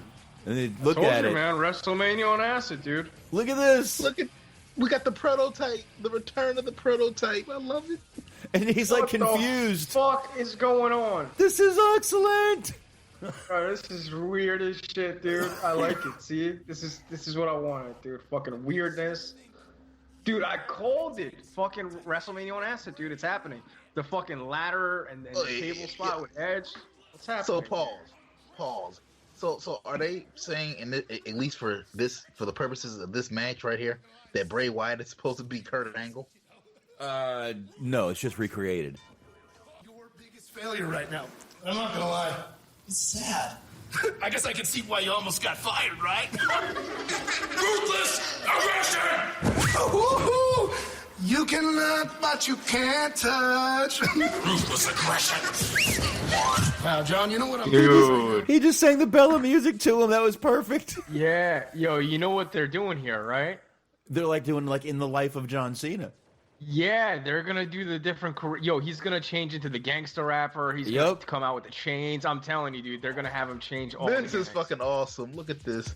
And you know what, Anthony? Just to add to your thing, I don't think he's trying to recreate Kurt Angle. I think he wants to mess with Cena's head just to fuck with him. That's the whole point. Right.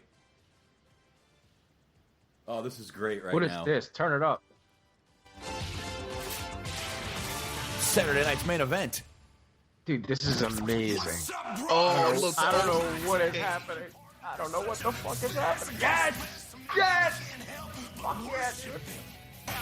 Muscles. And that, my friends, is what my tag partner Johnny Largemate is all about. When you see that body, wow! I mean, the ladies love him, and the men, they want to be him. So without any further ado, I'd like to introduce you to my tag team partner, Johnny Largemate. Yeah, that's right, Big Daddy. Oh, let me tell you something, because the fact of the matter is, when the rubber hits the road, the cream rises to the top. Somebody say something about WrestleMania Day and Night. You're gonna pay for the whole seat and use only the end. I mean, my God, the power of the people is... This is so fucked up. Dude, I'm loving this. I miss wrestling. This is the wrestling I miss. This is... Jesus. Like, dude, if Cena was fucking doing this, like, yo, come on. This is like the damn. This is amazing. I'm assuming like Vince wasn't. I don't know, maybe he don't care at this point, but man, this is like the biggest fuck. They're literally trolling every era of WWE history right now. Yeah. Well, Yeah, he's they taking are. over his head. Look at him. He's making him hurt himself and shit. This is like a therapy session for Bray Wyatt. Clearly, he's working through his issues. Amazing. This is fucking great. To stop wrestling and start doing this for the next few months, I'm okay with this. Oh, here we go. Hey, yo, Shane, you called it Thugonomics Cena. Word Yep. life. This is basic thugonomics. This is basic thugonomics. Word life. We got a 45-year-old Cena still trying to act like Jesus. Word life. This is basic thugonomics. But I'm forced to Yo, Fox, turn this up. It's like if your dad's still involved with the gang. Yo, Box, turn this Cena promo up here. Yeah, I got it. It's up. Now I'm the doctor of thugonomics. I just switched like that in mid-fight. The audience will be excited. They just went from 6 to midnight. Oh, I get your little joke. I can only talk in rhyme, right? Fine. I still shine. You ain't taking away my limelight. If all I got is rapping, I use it to my advantage. Because unlike Husky Harris, it's a weight that I can manage. Oh, Bray, I got a great idea for your puppet show. Put my junk in a glove. You can call him Mr. Suck It, bro. You've been a disappointment since they brought you to the dance. You a slut for opportunity. You're blowing every chance.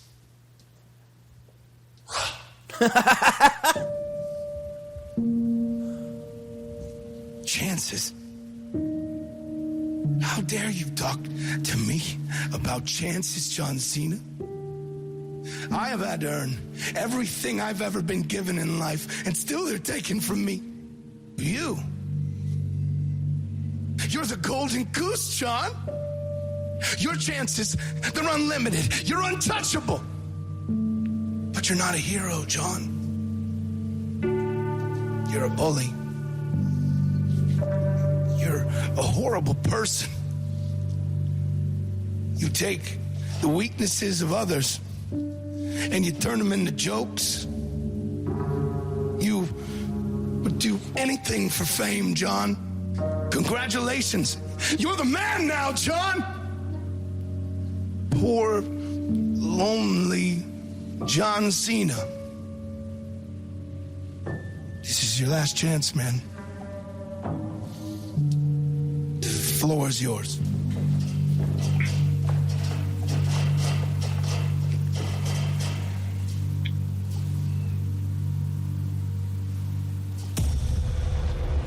You in the doctor's house trying to get up in my face?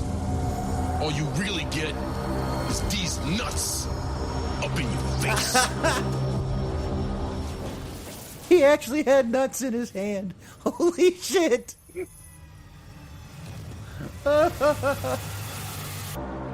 Yes. This is the easiest money Cena's ever, either one of these guys will ever make in their life, and I love it. Oh shit, we're going back to some old Bray. Full of black and white. I have the whole world in my hands.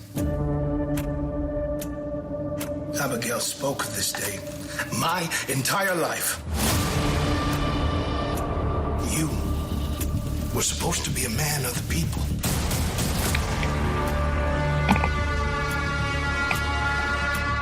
Then why weren't you listening?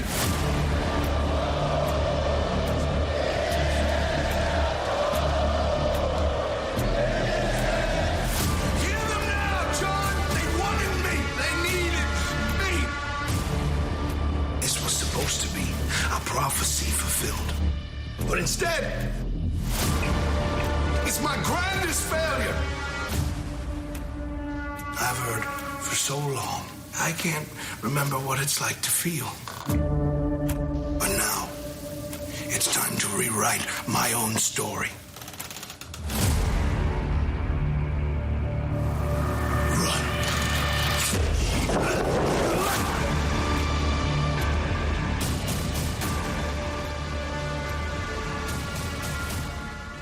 All right, this is amazing so far. You guys loving this shit? Hell yeah. Got him in Easiest there. money Cena made ever. Like, literally. He's taking not one bump. Oh, they're still going here. This is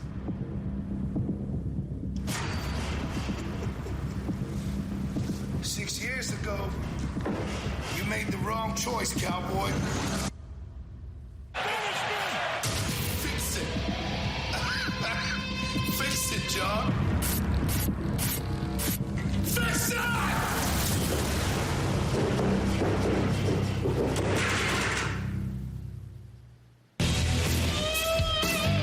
What the hell? What the? What Yeah. the hell is this? Yeah, we're going to Nitro.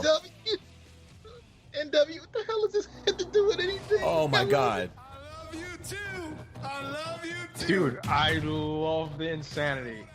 Really want to do right now. It's fucking amazing. The face of the wrestling earth. Give it up for John Cena. Oh my god. Oh, what the fuck? This is such good shit. This is such good shit. Yo, Box, Wait. was that you? Did you guys say? Wait, hold No. on. Did you guys say that, or was that in there? That was not me. That Oh, was that's in good. there. Wasn't me. That was in there. That's fucking clever. That's good. That's good. That is good shit. That is amazing. Look, seriously. Whoever put this match together get him a fucking raise forever. For life. I'm telling you, I think this might be Giancarlo shit, dude.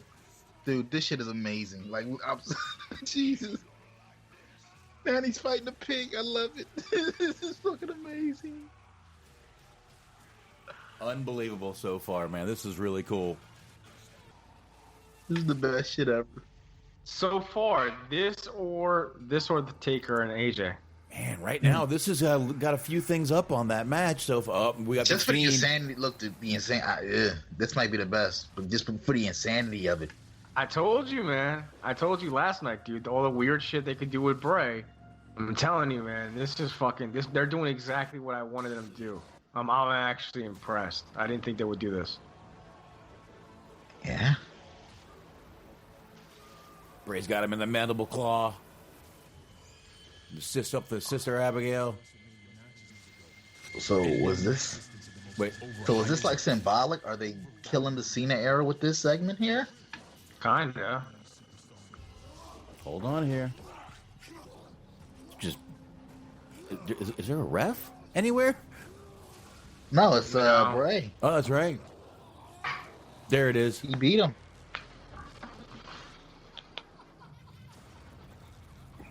That was clever, dude. I really like that. Now you really can't see him. He disappeared. Fucking awesome. Yeah. Yeah, fuck Is that. it over yeah. though? Hold on. Is this over though? Hold on.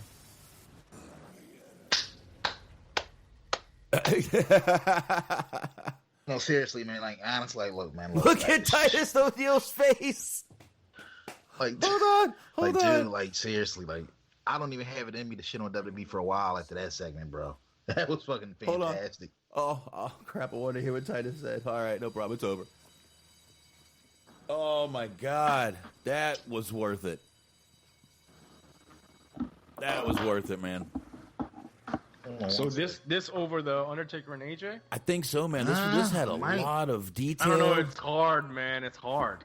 They were both really fucking good, though. Yeah, but this had insanity. We had the NWO. We had crazy evil Vince going such good shit. I mean, dude, this was amazing. I loved it. I think this might have actually taken it. Do you guys think they're going to start incorporating more stuff like this? Because, I mean, that would completely rejuvenate wrestling for me. Like, if I know the payoffs are going to be sometimes like this, like, I will totally watch wrestling. I don't know, man. I wish they would. That was such good shit. I mean, but you know what? If they follow it up with fucking Byron Saxton dressed like a complete fucking asshole again, I don't know if I can. I might take that back. I don't know if I can deal with this guy. Look at him. Oh, shit. Hey, guys, you good? I'm going to be back in just a second, but, you know, you guys can still talk, obviously. Be right back. Yeah. Oh, we're allowed to talk, dude. That's good. I meant I will keep Mixer going. I know. I was just If you take the duct tape off my mouth, I would. So smart. What are your thoughts on it? Like, I mean, fantastic. I mean, best work WWE's done in what? I want to know what they told Vince to keep him distracted long enough to make it. Oh, you don't think you don't signed off on this shit? I don't know, man. Like Vince signs off on some, you know, I feel like he gets off on people talking shit about him. That or they just pitched him a bunch of references. He just had no idea. Like, oh no, are you sure the kids will love it? Like, yeah. No, I mean it was really good. It seemed like it was kind of a very much of a wink, nudge, kind of a love letter to the people that pay close attention to this kind of stuff.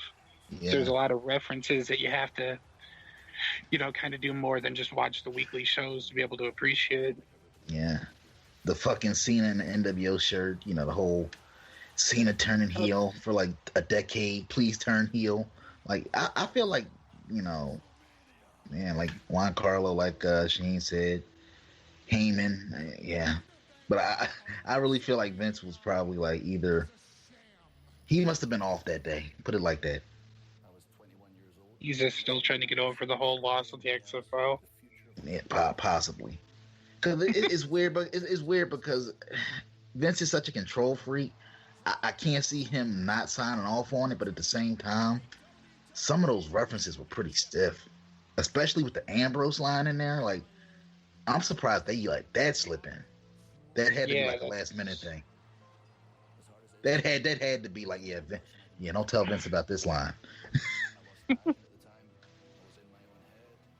But like to your point earlier, like, you know, he's because of what he has to deal with and put up with on a day-to-day basis, I'm pretty sure he wouldn't get the reference because he didn't listen to Jericho's podcast. So it's one of those things that can fly under the radar with him.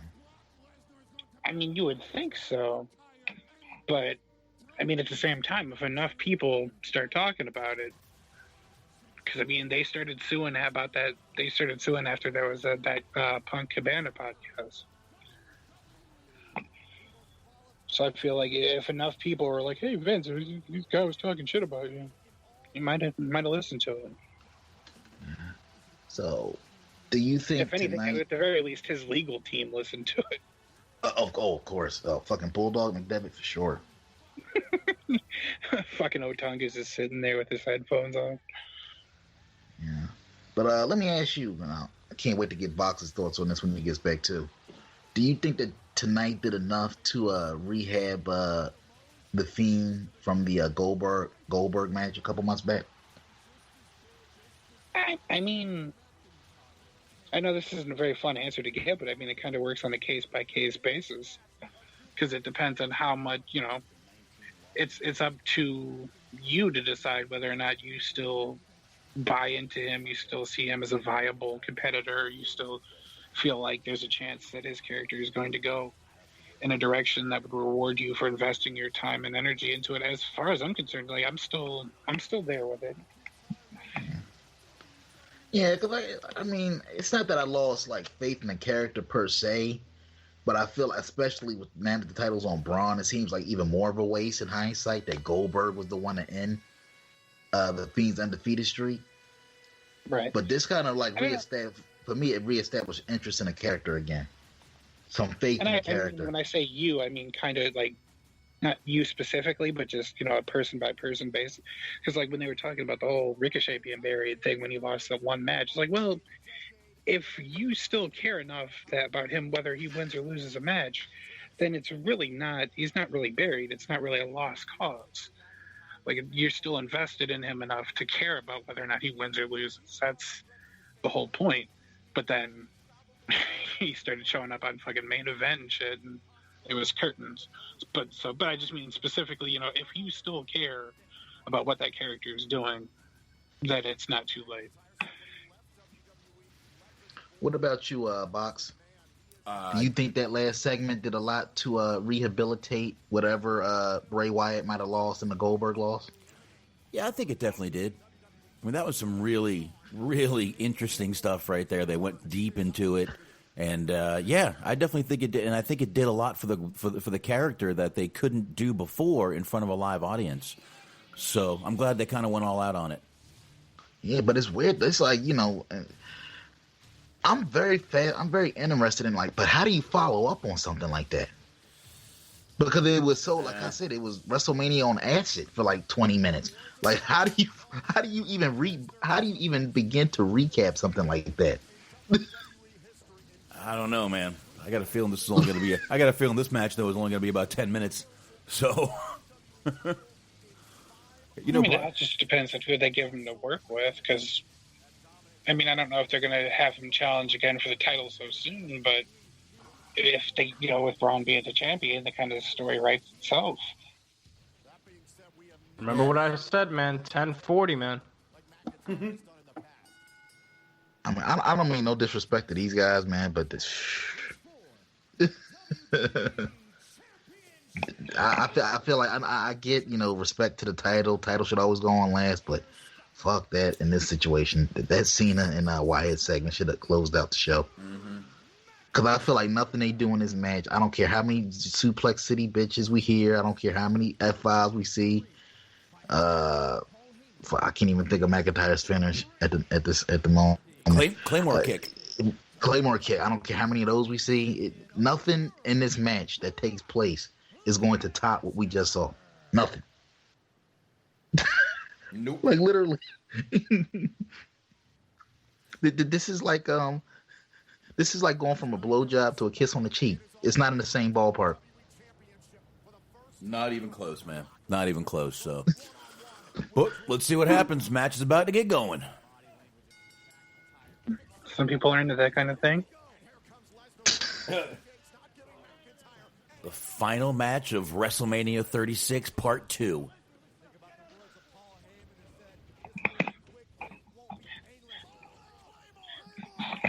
How mad would you be if, like, right after this match, they announced that it was too big for just 2 nights? And it was like 8 p.m. USA WrestleMania Part 3. That's like a kayfabe news article, bro. That would be. You're right. Just keep going. You end up with like 17 parts. Yeah, but I gotta say, like, nobody sells concern at ringside better than Paul Heyman. Sure. No, he's just amazing. You talk about the little things, like when Brock's in control, he's like, I don't know, man, just facial expressions. Like, Paul, you could tell he's a student of the game. Just a lot of little things he does. Yeah, definitely. Heyman's always been great, and especially outside there. He sells everything the way he should. Nope, we've already had a few suplexes and 1 Claymore kicks. Up, more suplexing.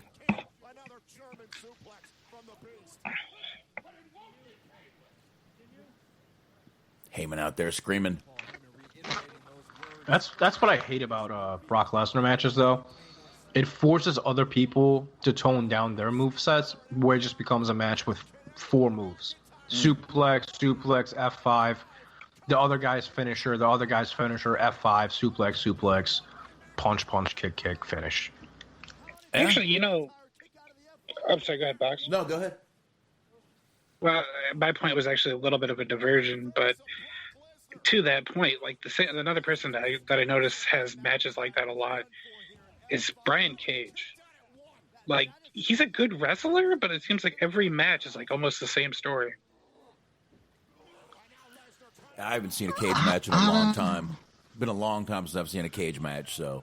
Same. I haven't seen him for a long time. Yeah.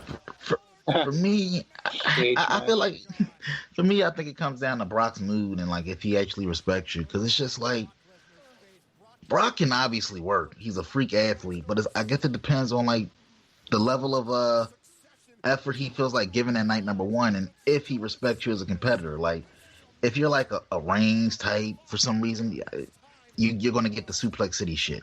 Mm-hmm. But if I notice like when he's in there with like an AJ or a Daniel Bryan or even CM Punk way back when, he deviates from the suplexes and he actually gets in there and kind of like you get glimmers of that old Brock that can actually do more than two moves. You guys remember the match with him and Samoa Joe? Wasn't that good? Yeah. Mm-hmm. I recall that being like randomly better than the usual Brock Lesnar match. But I feel like I don't even think it's up to him as far as putting in the effort. I think it's just become his gimmick now. That's true. Heyman's out there. Heyman does not need a microphone ever. Yeah. Oh man, is Brock sweating? Yeah. I mean, Brock doesn't tan, but Jesus Christ, you could tell he has high blood pressure every time he gets to Jesus. Looks like he's got a fever. Yes. His blood pressure is eternally high. His head looks like a tomato. Thin ass. Look at those thin ass pale legs compared to the rest of the body.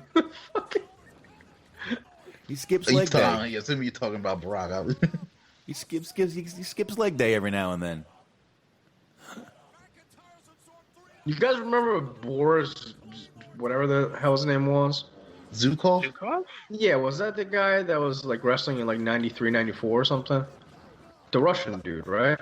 He was the 80s, wasn't he? Oh, no. I'm thinking of, who was the guy that was wrestling in like 93? No, that was afterwards. He's dead now. I know you're talking about Drew just. I know you talking about. Whoa. No, I know you talking about. He killed himself, didn't he? Hey, Anthony. Something happened, dude. Drew McIntyre just won this match, guys, and just to throw that out there. Just to final match, WrestleMania. Drew McIntyre, new Universal Champion. Oh, I know what you're talking about. It's Ludwig Borga. There you go. He looks like he could be Brock Lesnar's dad. I feel like we should just end them. Tell me I'm wrong, though. You're not. He looks just like him, dude. They're like the same dude.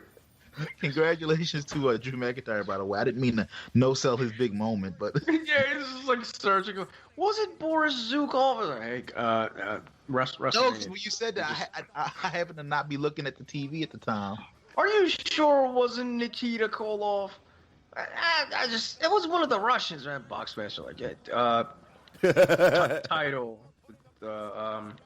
draft. Yeah, listen to that crowd go wild. And do you think that McIntyre is crying because he just won a title and he's happy, or he's crying at the lack of it's not a true WrestleMania moment? Probably a mixture of both. Probably a little mixture of both, but I'm sure he's still happy to win it either way. Hey, by the way, we're less than 30 minutes after they look, Box. Did you see that? He's pointing at us. He's thanking us. Yes, thanking us for this live action review. He's waving. Drew, thank you. Thank you. You're welcome, Drew. You're the chosen one, sir. But jokes aside, you gotta be, even if you're not like a super duper fan of the guy, you gotta be like very happy with his story. Oh yeah, Yeah. Gotta. Well, you don't gotta do anything. Man. You can totally hate this guy if you want. You don't have to do anything. You can just be like, yeah, fuck this guy. Fuck a story. I don't give a shit. You can. Yeah, sure. That guy is okay with me. I like him. Yeah, I like that. All right, so now we got The Undertaker, The Last Ride, First Look coming up after that, which we are not going to watch. I'll shut down the network. And that's it. That's it, guys. Mania night number 2 over. WrestleMania 36 is in the books. Very surreal. What do you think?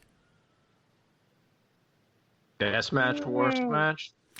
Of both nights combined?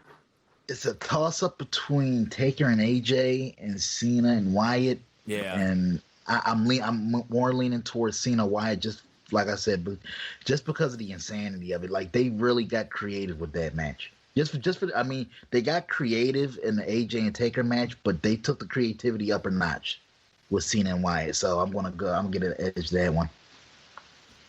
Yeah, I think I'm with you on that one. Man, worst match. Oh my God, I don't even know if I can think about a worse match. There were some. That multi-women's match. That was pretty bad. That was pretty bad. I guess I would have to go with that. Honestly, I would say that from what I watched, that Becky and Shayna Baszler, that was pretty much, that was dog tits. You know? Yeah, and I really thought they would get Shayna to go over there. I figured they would have, but they're saving it up for all this shit going down tonight. So I don't know, man. I had a damn good time for little draggy on that Edge match had me wanting to fucking take a nap, but we're good now. Looks like. Yeah. I won't even say worst match because I feel like the matches for me weren't necessarily bad. They were just kind of meh. But if I was to say disappointing match, if that's an option, I would probably say it's Edge Orton. It wasn't bad, but because it dragged so long, it kind of like took away a little bit of the oomph from Edge's big return back. I feel like that match would have benefited from being a little shorter, 10 to 15 minutes. 10 to 15 minutes shorter. Yeah, disappointing is not an option. No, it's not. It's not. Smart, what about you? It's just A or B. Just A or B. Yeah. Smart, what you got? Uh-huh. Nice. Uh-huh. Yeah. Yeah, WrestleMania. Yeah. Woo! Yeah, Shaheen, what he partied too hard. He did. 30-hour party, dude. This is what you get. He's there. Just can't hear him right now. But Shaheen, why don't you go ahead and tell us your favorite match and give old Smark a minute there. Cena, and which I never thought I would say this. My favorite WrestleMania match, Cena. Whoa. Cena and Wyatt. And then worst match, I would probably say that women's match. And then, that women's match. That multi-man one. That was terrible. Multi-woman one. Right. I should say. Absolutely. Got you there.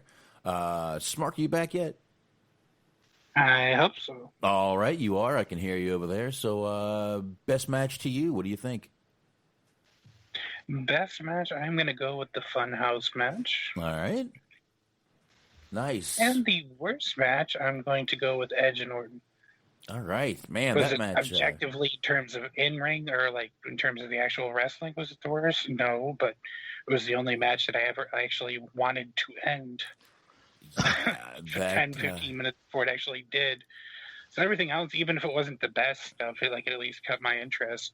I was literally falling asleep during that match. Yeah. So damn it. So yes, technically I hate to do it, but yeah, Edge and Orton was my worst match. I was trying to be objective as usual, so no, it was plus, my worst match. To be fair, the build was really good. Yeah. So there was expectations, and then didn't live up to the expectations, so that kind of hurts more. Yeah. So there we go. WrestleMania over. You guys got anything else? Or should we just wrap it up here? I got one more thing. Yeah. Breaking non-wrestling related news. Just, I don't want to, start a debate on it, but I'll read this real quick. The Bronx Zoo just announced that one of their tigers just tested positive for the coronavirus. Oh, shit. I did not know animals could get it. They were saying that they can't get it. I mean, I don't know. We'll have to keep an eye on that one because that's kind of scary. This is a day-by-day thing, it looks like. Jesus Christ. According to TMZ.